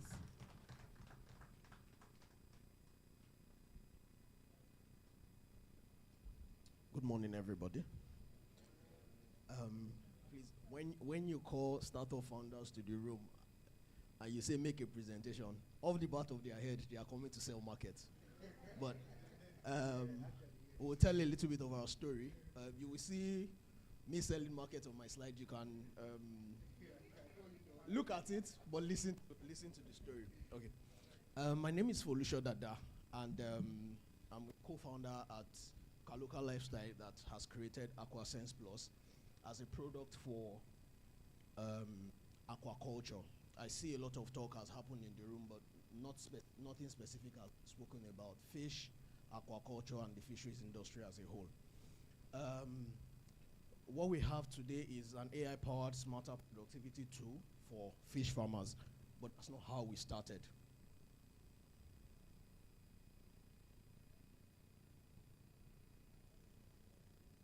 This one? Yeah, okay. Okay. By profession, I'm an animal scientist, and then went on to do animal nutrition, so I'm core in the industry. But I also was a very corporate guy, and then somewhere down the line, some things happened. I had a huge problem. I've gone into a partnership with my cousin to sell fish feed, and then he had supplied some people or some farmers on credit, and then when it was time to collect money, the farmer said, hey, that's the fish, no money. And so, to solve that problem, because of course you have to pay your creditors, I decided to sell that fish and get our money back. But in doing that exercise, my eyes got opened to the deeper issues that exist in aquaculture, essentially. Fish farmers are not lazy, they are not unserious, they are just built around very unsustainable systems. So they have a lot of systemic challenges that they try to battle. Our work then started in trying to find a way to solve that problem around them. So, for me, I'm also academic. I have three degrees. 2 of them are masters. It came at a time when I was doing my master's degree and then my MBA, and then I decided to focus on the fisheries and aquaculture industry in Nigeria. And then some of the things I found were very exciting. I was also opportune at the time to work with the Incubation program the CBN was doing in 2019-2020. I worked with farmers in Ogun State. Away from the general perception, we were successful, and we got a recommendation letter from the DFO office in CBN for that at the time. But also, in understanding that problem, I went on to establish what I thought was going to be like a solution, the proof of concept of it. And then that we built a proof of concept station in Ebute Afuye in Ekpe in 2022. And then some of the things that I also found at that time was what the industry itself looked like. It's not something that is talked about a lot. Nigeria is a very funny situation when it comes to fisheries. We farm few species, but we eat almost 40 different types of species that we find both imported and in our waters. So the industry itself carries huge value, but aquaculture in it is very small, about 13%. And then when we bring that into our own culture as people, the fish we eat is mostly not what is raised in Nigeria. That has happened, or we have been attuned to that culture, well, maybe before I was born or while I was a lot younger. So, but it is what it is today. Only 2 out of every fish that is eaten by 10 people comes from a Nigerian farm today. But that's not the most interesting part of the story.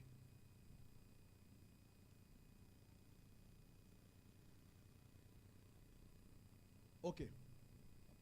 The most interesting part of the story is that the fish that we import and those that we catch in our waters cannot sustain us.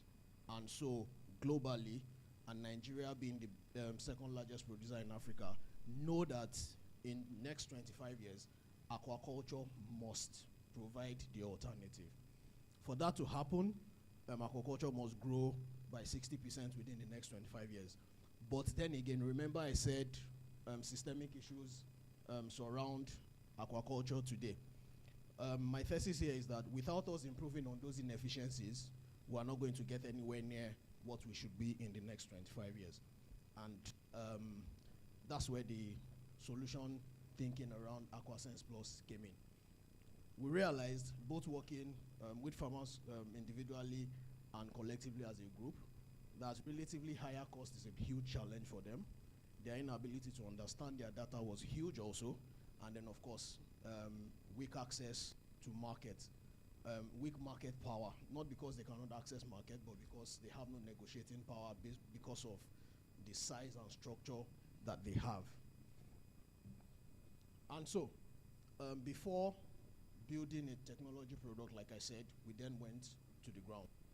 We started by finding solutions, helping with better knowledge, helping with co-management in the sense that services that apply to all small farmers are then provided to them as a group, which makes it cheaper per head for each individual. Of course, farm management support and then better market linkages. and we did that for about 3 years offline. Okay, we did that for about 3 years offline before we started thinking technology. What we found at that time was, remember I said we had a farm. What we were moving to market for those farmers were 16 times more than what we could produce. And for us, that was in those 3 years about $280,000 in transactions for those farmers in one group at the time. And then when we took an assessment of, how much they saved collectively in input, it was over $1,000 at the time. So we went on then to start learning, how do we scale this? Again, I'm a very academic person, went into data science, found a team, and then in 2024 we heard about the FCMB hackathon, which was the first time we actually ever related technology-wise to the agriculture industry. At the time we came out 9th, so we didn't get the huge prize money, but we got the thank you for coming that was handed to us at the time. But that money, we then went on to go full-fledged into production. We went on to build, although we used that money to pay for our first product design at the time. And then now we have a full-fledged product. It's in the market. What we have tried to do is provide cheaper inputs for farmers, improve their practices, provide them with real-time data, and then of course market access linkage. I'm going to skip this. Between 2024 and today, what have we achieved? October 2025, 2024 was when we came into the hackathon. We went on to begin product development. We got together. Funny enough, the team that we formed in the hackathon is still part of the team that we have today. So in 2025, we had something to demo. We demoed, and then we saw that 200 farmers were happy to jump on it at the time. We moved on. In November 2025, we won the Agri-Innovation Award from the Lagos State government. We finally launched in February 2026, which was about 2 months ago. In that time, we have gathered over 320 people on the platform, active users. We got called by the Lagos State catfish farmers to work with them on a data project where we then provide group data or data for that association on a quarterly basis to help their planning. In 2026, just last month, we got invited by the FAO to join the multi-stakeholder platform working on the Nigerian fisheries and aquaculture strategy for 2025 to 2032. And then April this year, we started working on advocacy with a partner brand for food and culture workshop, where we had food services begin to understand the use of farm-raised fish. I would stop here as the traction we have, because going forward, I'm trying to sell my market. So I have this video, which was when we were doing the onboarding in partnership with the Lagos State Catfish Association. We had an entire video showing how we moved across 6 geopolitical zones in Lagos State, onboarding the farmers. Please, if this video will play, I would appreciate it.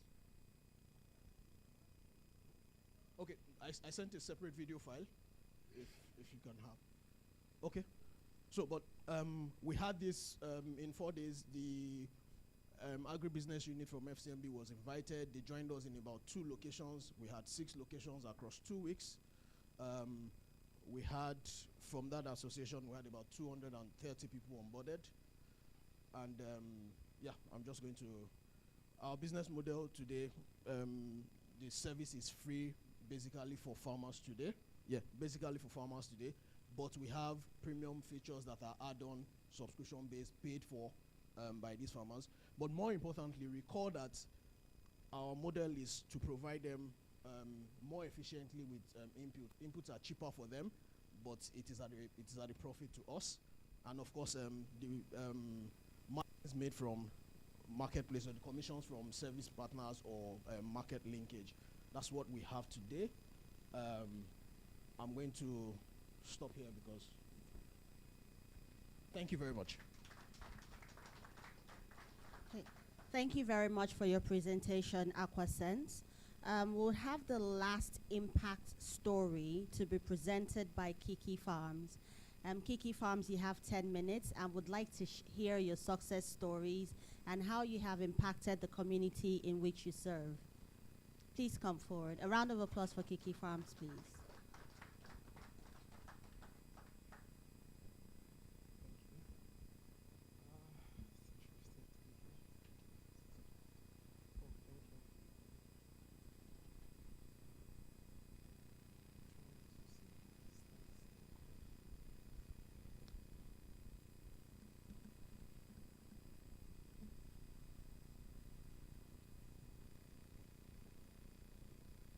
Okay, so thank you so much, everyone. It's good to be here.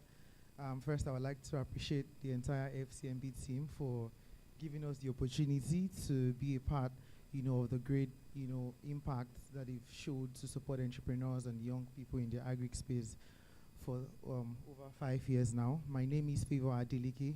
I'm the co-founder at Kiki Farms Global Limited, and I would like to start with my story. Right. I come from an heritage of farmers for the past 3 generations, and my parents, grandparents struggled with lack of access to markets and post-harvest loss, and that's why it was hard and there was severe poverty.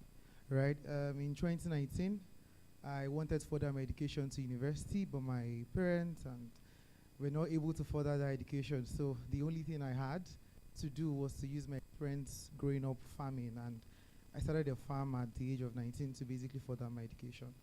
2 years down the line, we lost about 50%, of our chickens and vegetables, so because of the same problem, lack of access, to markets, and that's inspired me and my team to basically start Kiki Farms, and today I'm a proud graduate.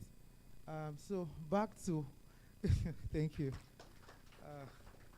Thank you. So what are we doing basically? We started Kiki Farms to basically solve 3 problems. According to USAID, farmers in Nigeria lose over 50% of their harvest due to post-harvest loss, and 80% of them are poor, according to AFEX.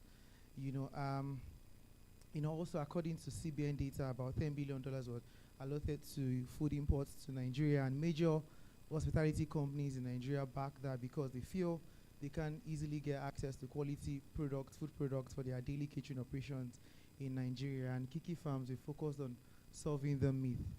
In over 4 years, we've built Nigeria's first fully integrated procurement platform that bridges the gap between over 2,500 smallholder farmers and over 150 multinational and indigenous hospitality brands, of which we are currently in one of them, who have happened to be working with us for the past 3 years.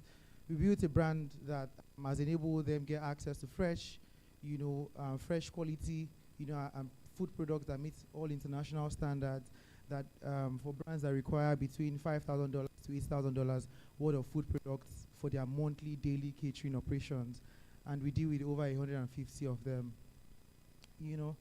So what are we doing basically is bridging the gap, right?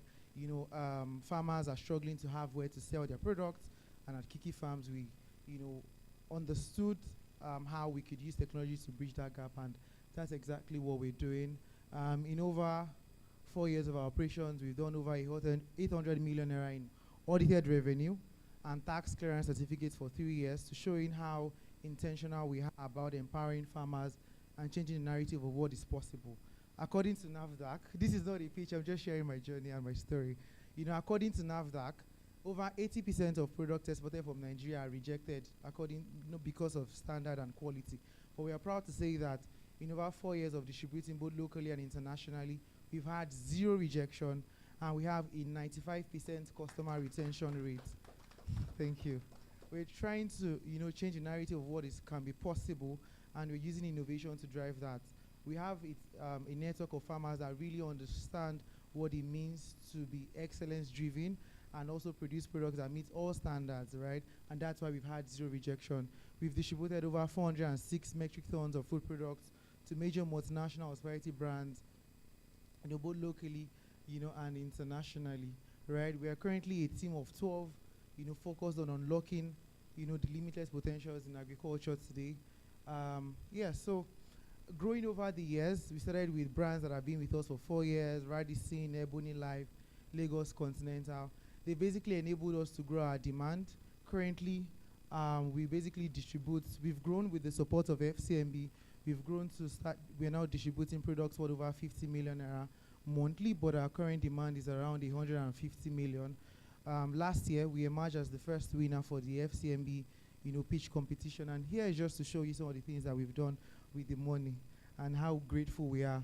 First is we acquired a 3-ton metric ton cooling van to basically help us in distributing over 60 metric tons of food products monthly. Thank you. Second is we expanded our space, our office space, and also our storage hub to basically be able to help us store around, 30 metric tons of food to basically expand our facility. And third is we worked with major banks as well. We worked with Providus Bank and Wema Bank last year, helping them distribute food products to over 8 states, for their end of the year food gifts to their staffs. And we did that for over 2,500 staffs, and that has actually helped us, to acquire, an 800 metric ton property to basically store food to help us in more distribution and seamless, access. Next on our slide is why are we here? Basically, we've created, a brand that has grown and has proven integrity and has proven that, we can meet the demand in the market. First, on reliability, you don't have to import products to Nigeria anymore. We can grow it locally, and we can meet all international standards here, and that's why we've had 0 rejection. And second is stable pricing. Most hospitality brands are always worried around, farmers changing pricing and pricing stability, but we've created a system where, we've been able to keep the prices low and stable for a very long period of time. And the third is quality of product. Right now, our current demand is over 150 million naira in, food products demand on our platform. I don't know if anyone here knows Boku brand. They're a fast-growing supermarket. Thank you. A fast-growing supermarket. Before the end of the month, we're going to begin distributing around 10 to 20 metric tons of chicken laps to over 96 branches that they have, trying to tell you how intentional we are. And if you would want to work with us to basically help us finance our working capital demands, your funds are going to be used efficiently because there is demand. We're not putting your money into marketing or branding. This brand trusts us, and that's why they're giving us large percentage of their LPOs. And together, we can grow our brand to achieve over 3 billion naira in 2026. Thank you.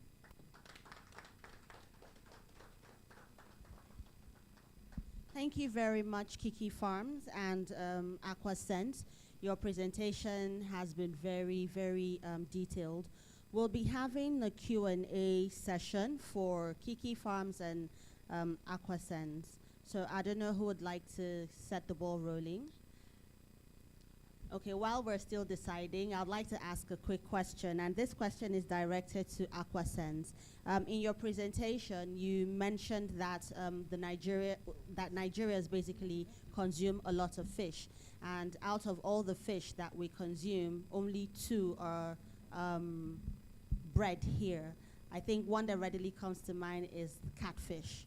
So I'd like to ask, why so, and what are you doing to bridge that gap such that other fish that we consume, e.g. tilapia, croaker, and the likes, can also be bred here?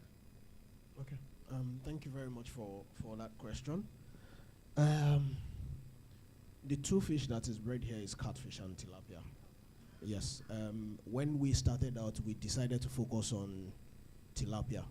So off our own network, we produce today about 25 tons, but we sell as much as 60 tons of tilapia.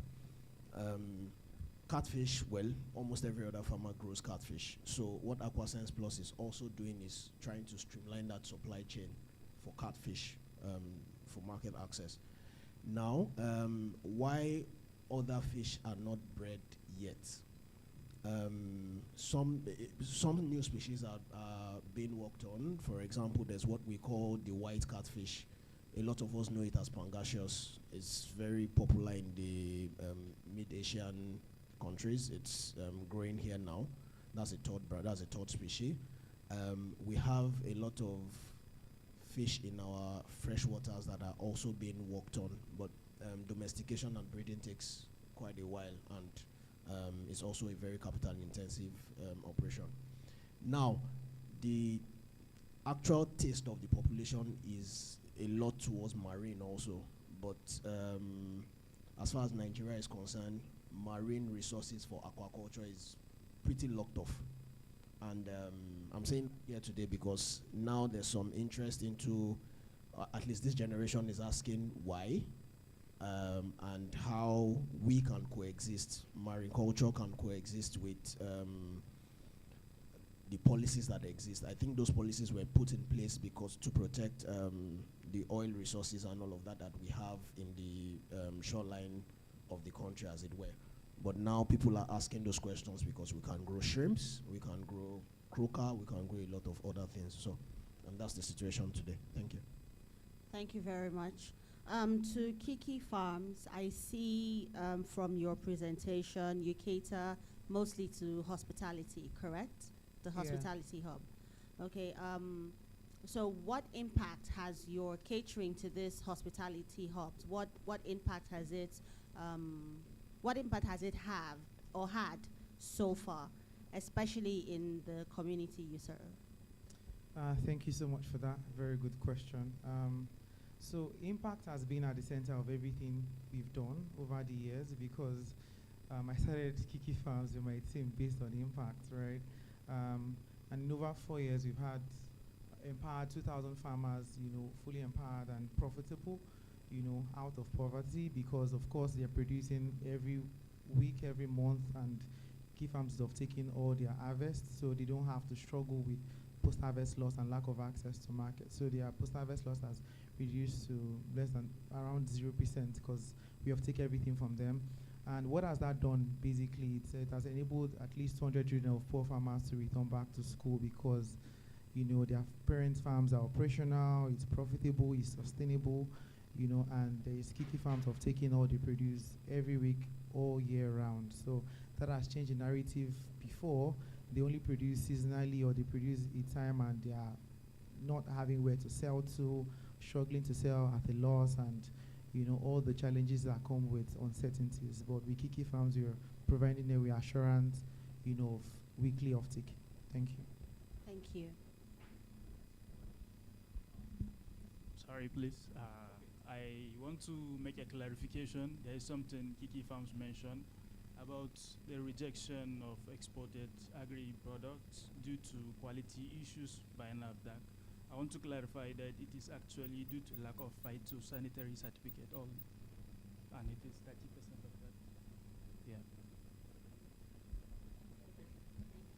Thank you for that clarification. So Kiki Farms, what are you doing to reduce this?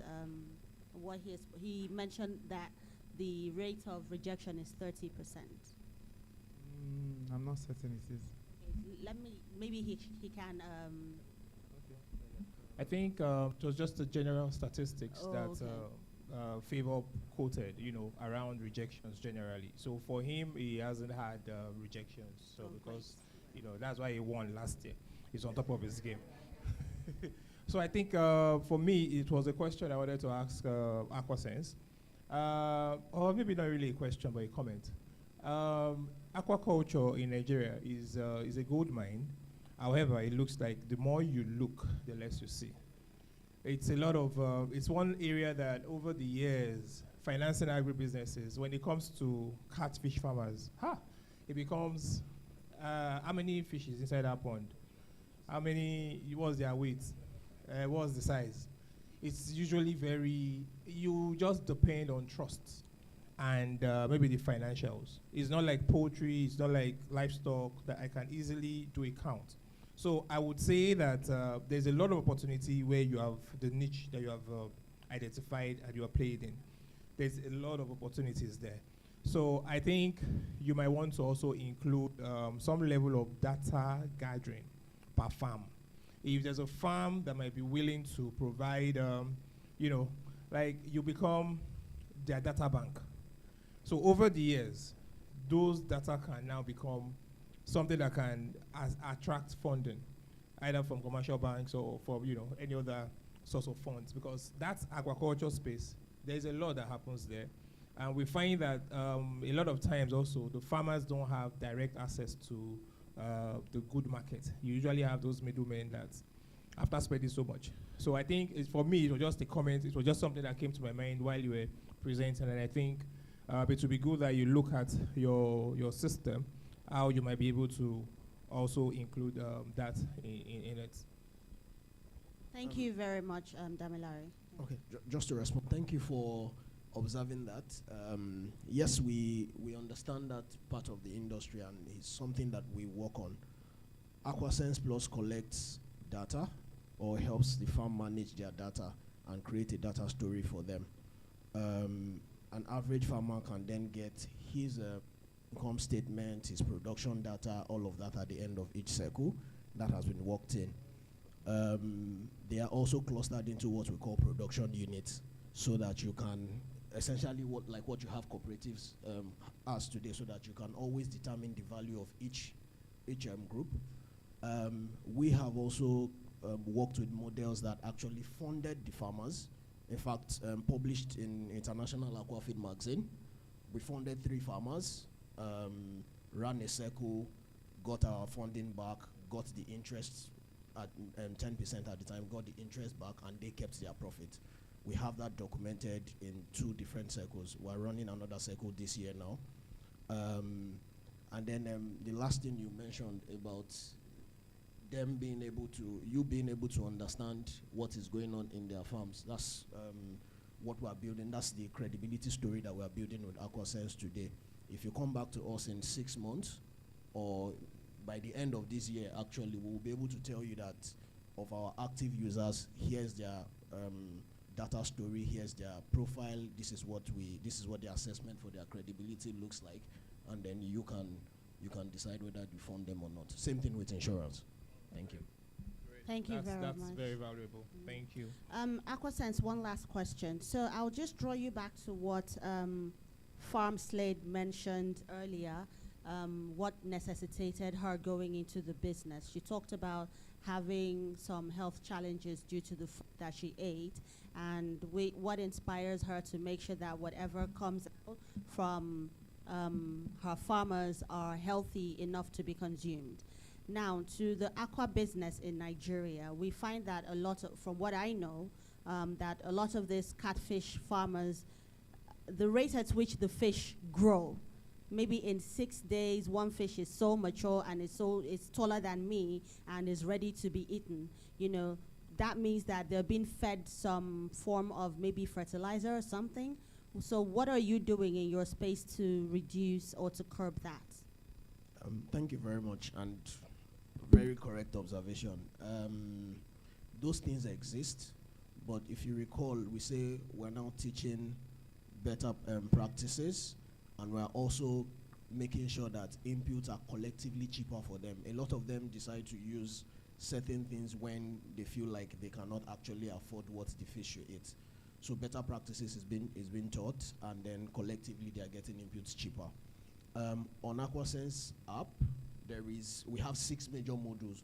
One module is the learning platform, where we are teaching traceability, we are teaching production, and then that's why we have partnered with the World Initiative World Initiative also in Human Health.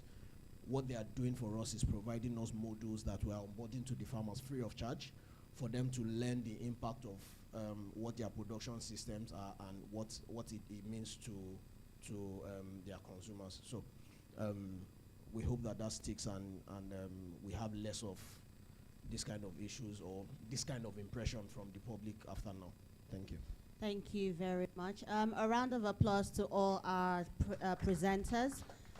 Thank you for sharing your experiences with us. Thank you for the impact stories, and thank you even for the challenges you faced that we've discussed, and charting a course forward. So right now we have would show the recap of the 2025 AgriTech program.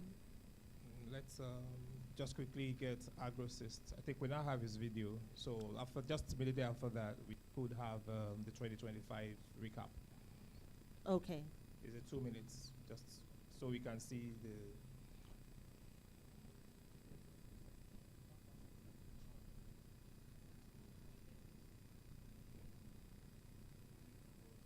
Okay, so just to also let us know, there are some other alumni that are in the room. Yeah, so before we take that, I'd like to call on Pauline for her take on this session so far. What have been your key takeaways, and how do you think we can continue to improve the agri space in Nigeria?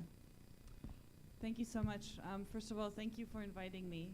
This has been really enlightening and very encouraging to hear both what these companies are doing in terms of innovation and pushing access to better quality inputs, access to finance, access to information to smallholder farmers so that they can have a greater impact. But also hearing the personal stories, I think it's really been inspirational, because at the end of the day, we're all people, and there's a reason why we do things as well. So having that personal aspect, I think, behind is really, really important as well.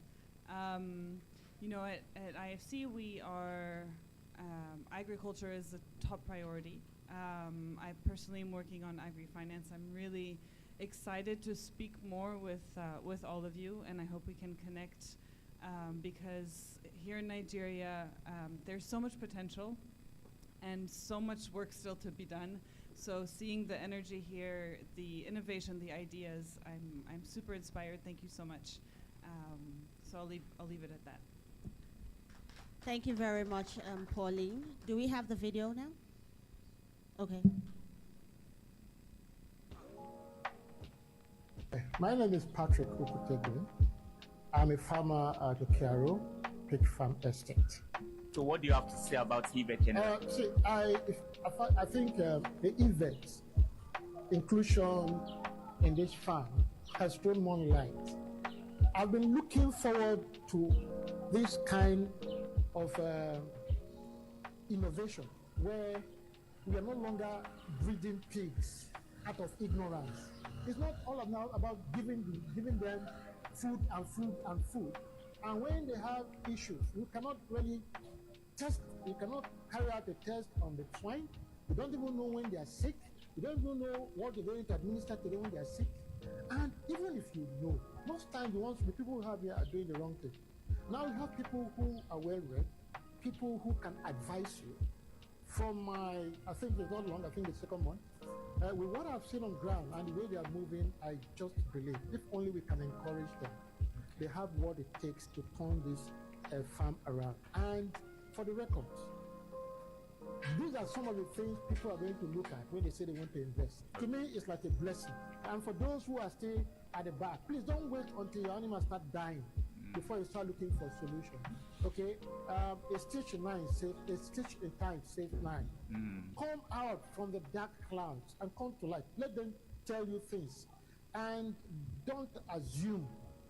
These are practical things. When it comes to life, you don't assume. You treat based on confirmation of the tests you have done.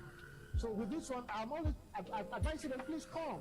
Or please, I beg you, come. Don't wait until your investment is in jeopardy. Make sure you use EVET because they are the best I can see right now.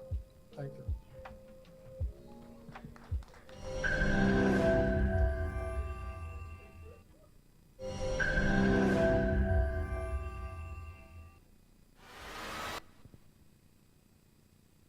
Okay, just to give context, the video we're about to watch is not the same with EVET. So we're now about to watch like another recap video for the 2025 AgriTech program.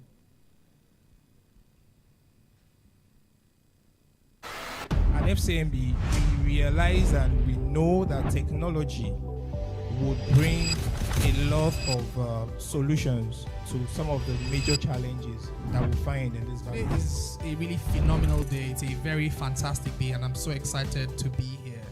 This, of course, is brought together in collaboration with FMO and HIV Venture. We had hundreds of applications, went through multiple rounds of, cutting down, and then they had an intense workshop where they were trained on how to present, how to structure things, how to think about business generally. And now they brought all of that knowledge, all of that learning here today to pitch to us. Agriculture is demand proof because every day you have to eat. People will continue to eat, but the production methods, the delivery of the food to the market, the processing of food and everything is going to change as technology is changing. When people do these things right, the chances of success, the ability to get it right increases tremendously. Well done to FCMB for charting the course when it comes to AgriTech as well as agriculture and empowering the ecosystem. More than ever, I think it's time for us to come to that intersection between technology, financing, and agriculture to solve the food insecurity that we have plaguing not just the nation but the sub-Saharan region. Past involved to improve market access, thereby enabling farmers to reach both local and foreign markets instantly, reduces loss, trade efficiency, and inclusive growth. We want to start with growing produce that are in demand, the cucumbers, the tomatoes, the bell peppers, the habaneros that are in demand in farms. Agriculture in Africa, and in Nigeria particularly, is perhaps the most risky and unpredictable venture. And this is evident in our national yield per hectare.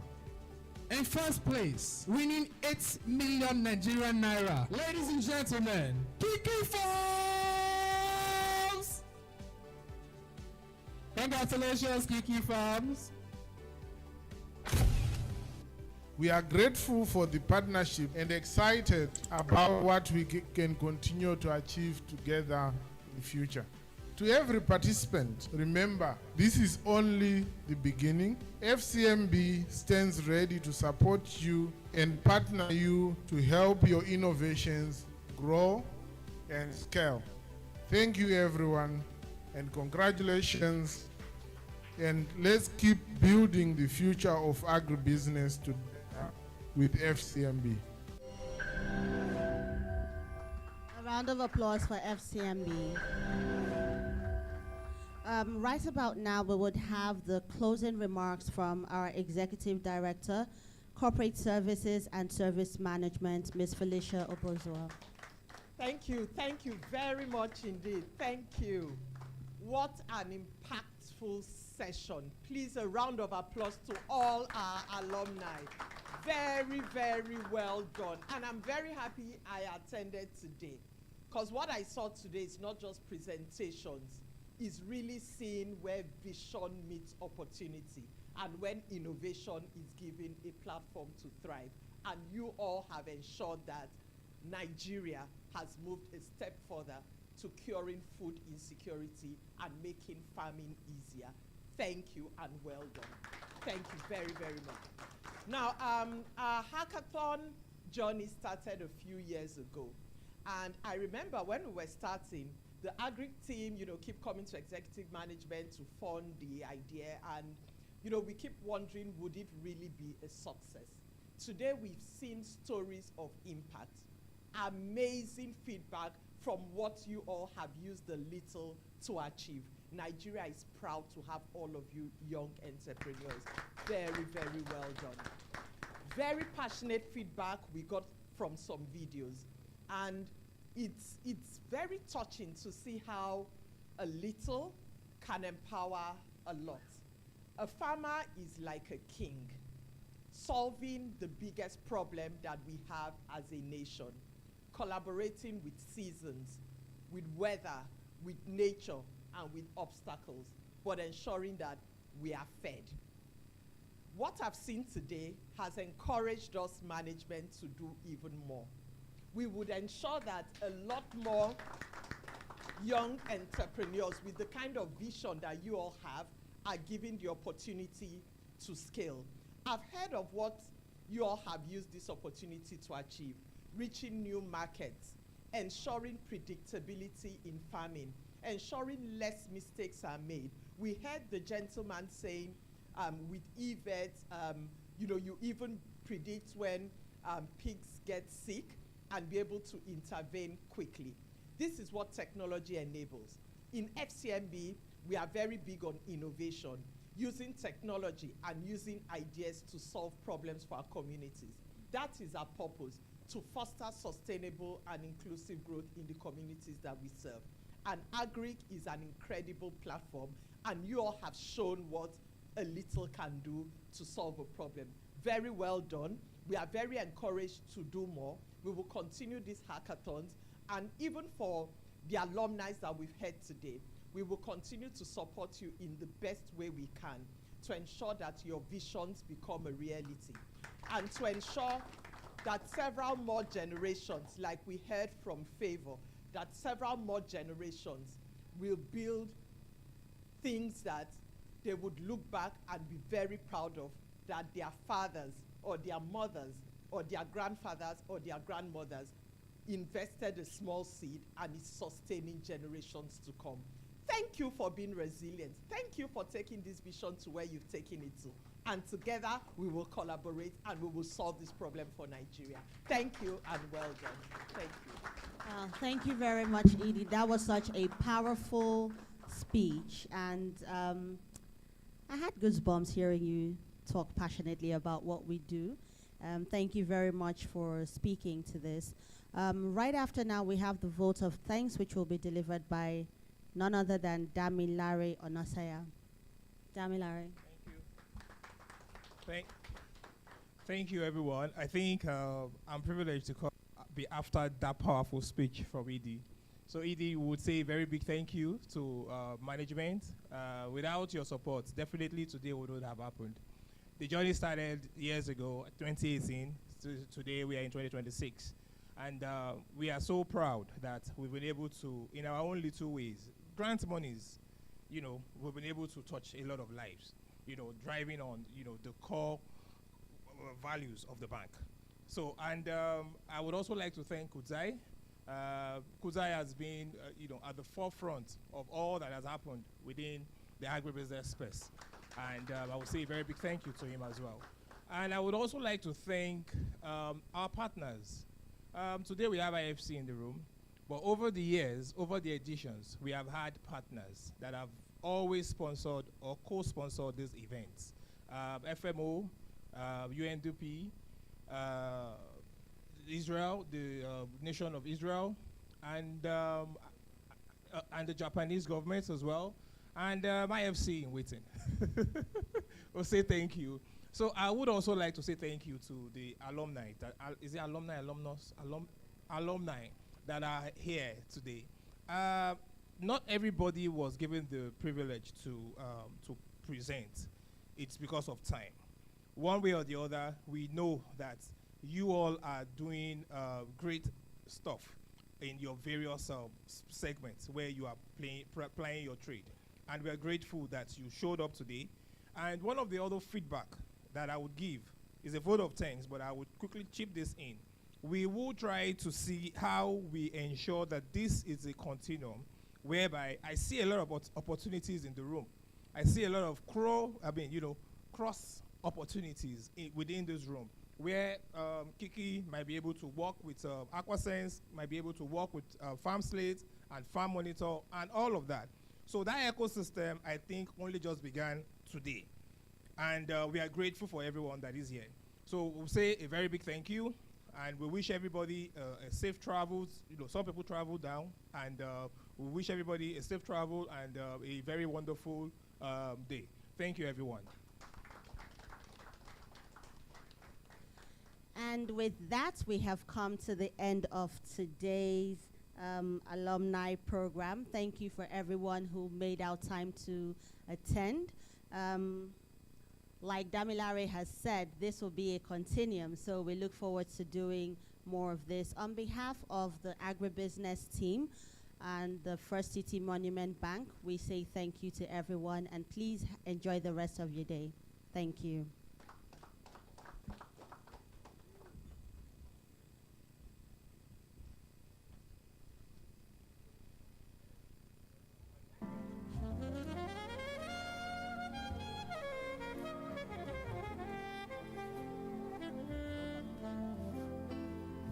So we'll be having a quick photo op. DJ, please, can you turn down the music a little? So we'll be having a quick photo op. The ED, the divisional head, as well as the alumni. Please come to this side of the room for the pictures. Thank you. Pauline, please join us for the pictures. Thank you.